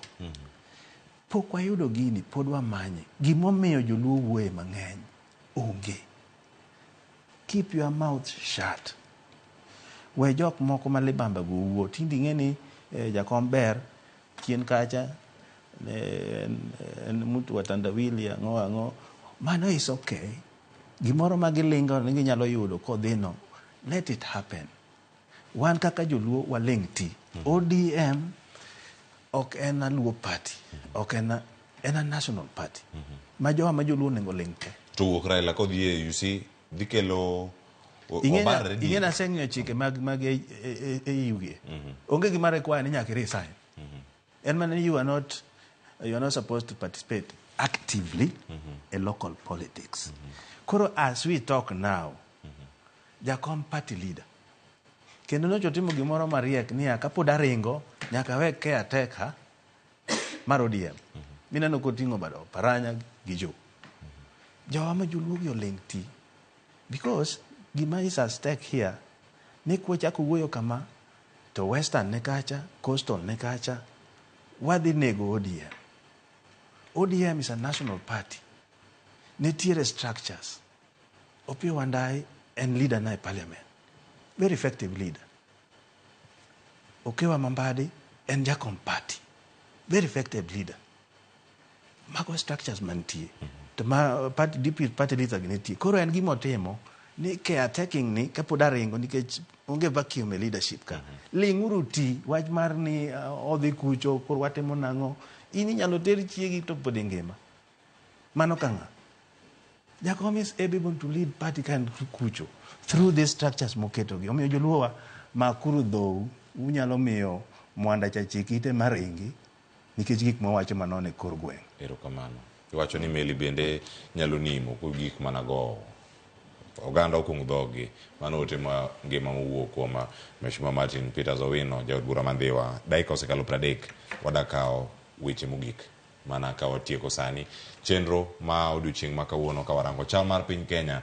Setho kumu anga chakodi wach mari mogik nyalo bedo mane okinyi ma kawuono ka wantiere twak ka okinyi ma kawuono walose weche mathoth ahinya moko bende mantiere winjo ka nyano wachak twak nyaka sani Mheshimiwa Martin Owino pok olero ni bwana chate nga to nyaka sani ageni mane semako kanyo kendo isewinje yo makare nyaka sani wach mari mogik nyalo bedo mane ami thuolo mar dakika achiel kende to tieki.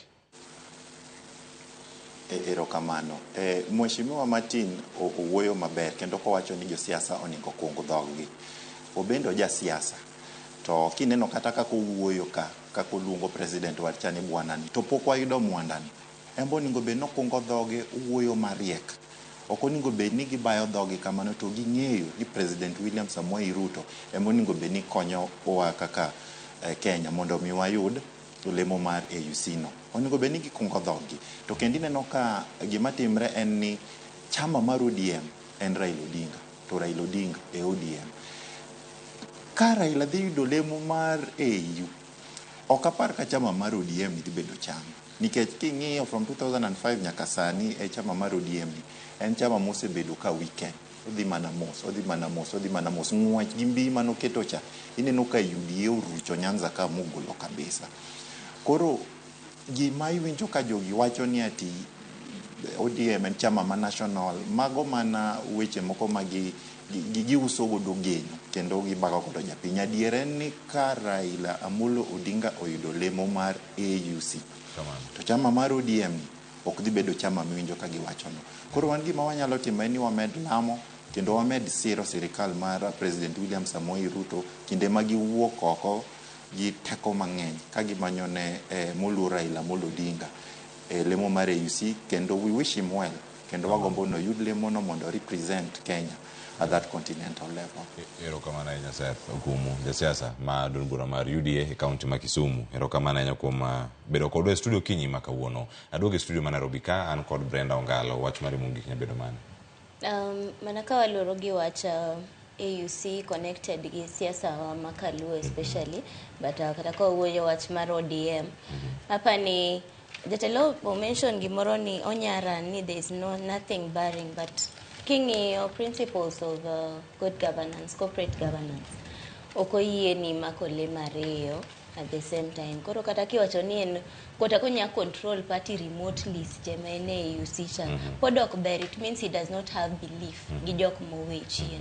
Koro it is time mondo wachak wuoye luo succession, though some of us are not ODM members, some of us are not UDA. Koro onego bed ni sachegi the Luo nation okay their succession the politics proper sechegi monego bed ni magi discussions ma wa have actively magi weche ma wawacho openly ma kiko bed ni en gima bopoyowa nikech kapo ni ikori ni idwa kao telo kamoro ikriting ni chien bedong nadi kata to kiko bed ni midhi bedo determinant to katieko elections mare AUC manokadho waneno kata jirende wa Uganda, Tanzania, Burundi, Djibouti nokogonwa kura.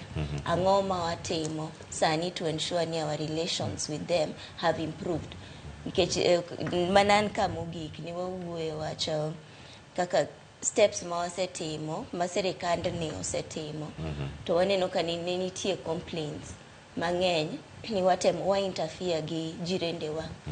Koro kamago nya bedo improved, it can be a way ma we make sure ni wayudo kura gicha but at the same time we improve our relations kodgi kaka jirende wa. Onego bed ni kasechema kura moro timre e Afrika kato jirende wa ma immediate makwongo nok gono kura ni only South Sudan ema gono kura mabe waseketho relation ma andwan go. So it is that point makero ni go beni kao omen relations go gi neighbors, not just for AUC purposes but also for the general good. Erokamano ahinya Brenda Ongalo, wach lere yo makare. Mheshimiwa Martin Owino, an kuomi wach mogik ang'eni gi thoth ahinya mag siasa esemulo kaka esewacho kaka gidhi bedo kar ka to oganda obiro onego bed kod lony weche mopogore opogore. Ang'e chieng' moro aboluongu kendo warang'ane chal mag weche mag somo kata e counties wa mopogore opogore ka irango kaunti ma Homabay, Kisumu, Siaya nyaka sani kata bed Migori ochal nade e thuolo gi duto kama gintiere. Ang'eni kanyo nitie chenro mopogore opogore mabiro bedo kawaso mbele kanyo to sani wach mari mogik nyalo bedo wakony Seth hinyore bwana cha kura golo cha bwana Kibaki, bwana Moi, bwana Samoei Ruto aparo ni kurango nindi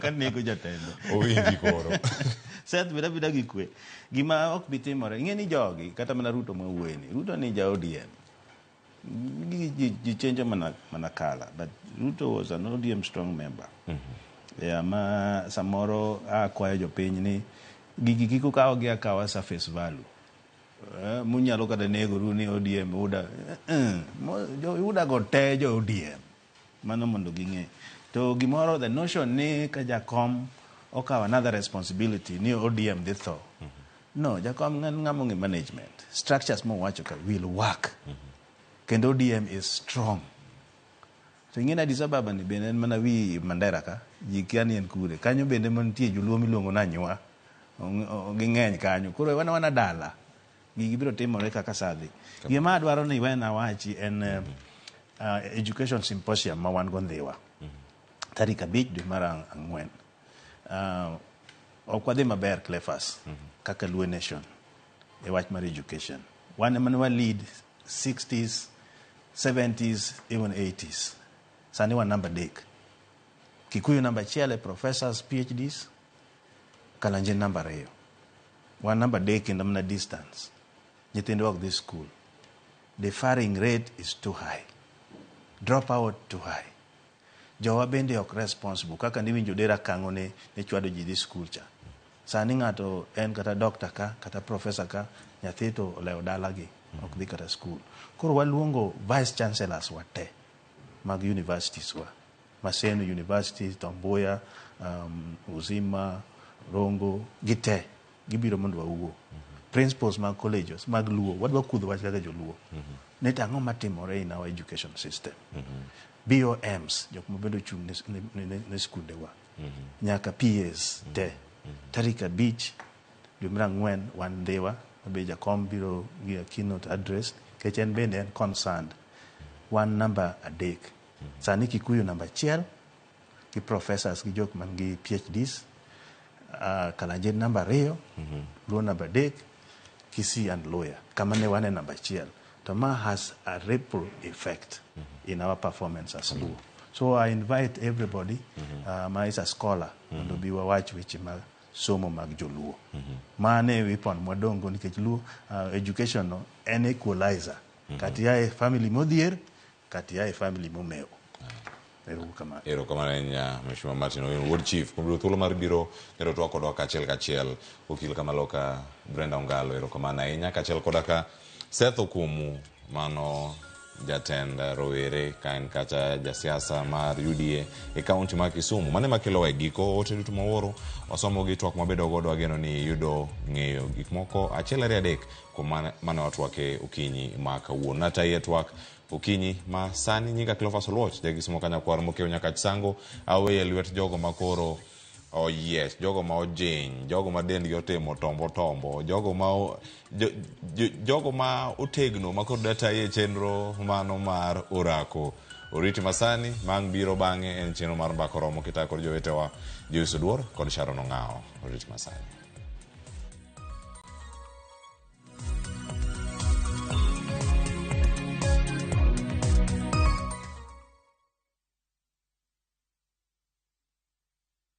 Jichukulie 30 days third-party cover for your motor vehicle kwa thao moja tu and say goodbye to expensive motor vehicle insurance. Pata bima kutoka Direct Line Assurance. Kujisajili bonyeza *487*4# na uweke number plate ya gari yako, ID number yako, email address yako na ulipe thao moja tu, and your digital cover will be sent to you instantly. Collect your sticker at your nearest Total service station. Dial *487*4# upate third-party motor vehicle insurance valid for 30 days pap. Ni thao tu.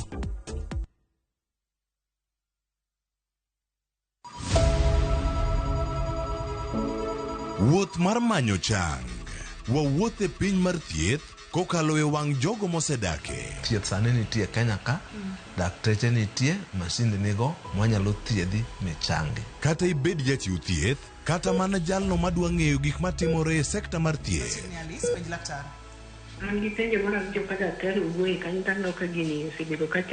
Wakolo pat jolony ka wayudo sigana tok kode marochere. Waweuru keto reputation mbele ne ngima mar ng'ato. Ng'eyo matut e weche mag thieth chako gi goyo mbaka. Advice jowani ne uru penj laktar mondo ing'e kuma inyalo konyorie kapok iyumba yumba. Penj laktar.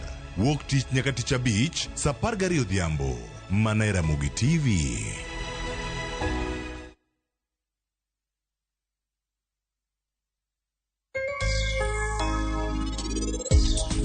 Penj laktar ka wawacho ni ngima en mwandu, tanto Thotieno kendo en ga morna mar bedo kodi odiechieng' kodiechieng'.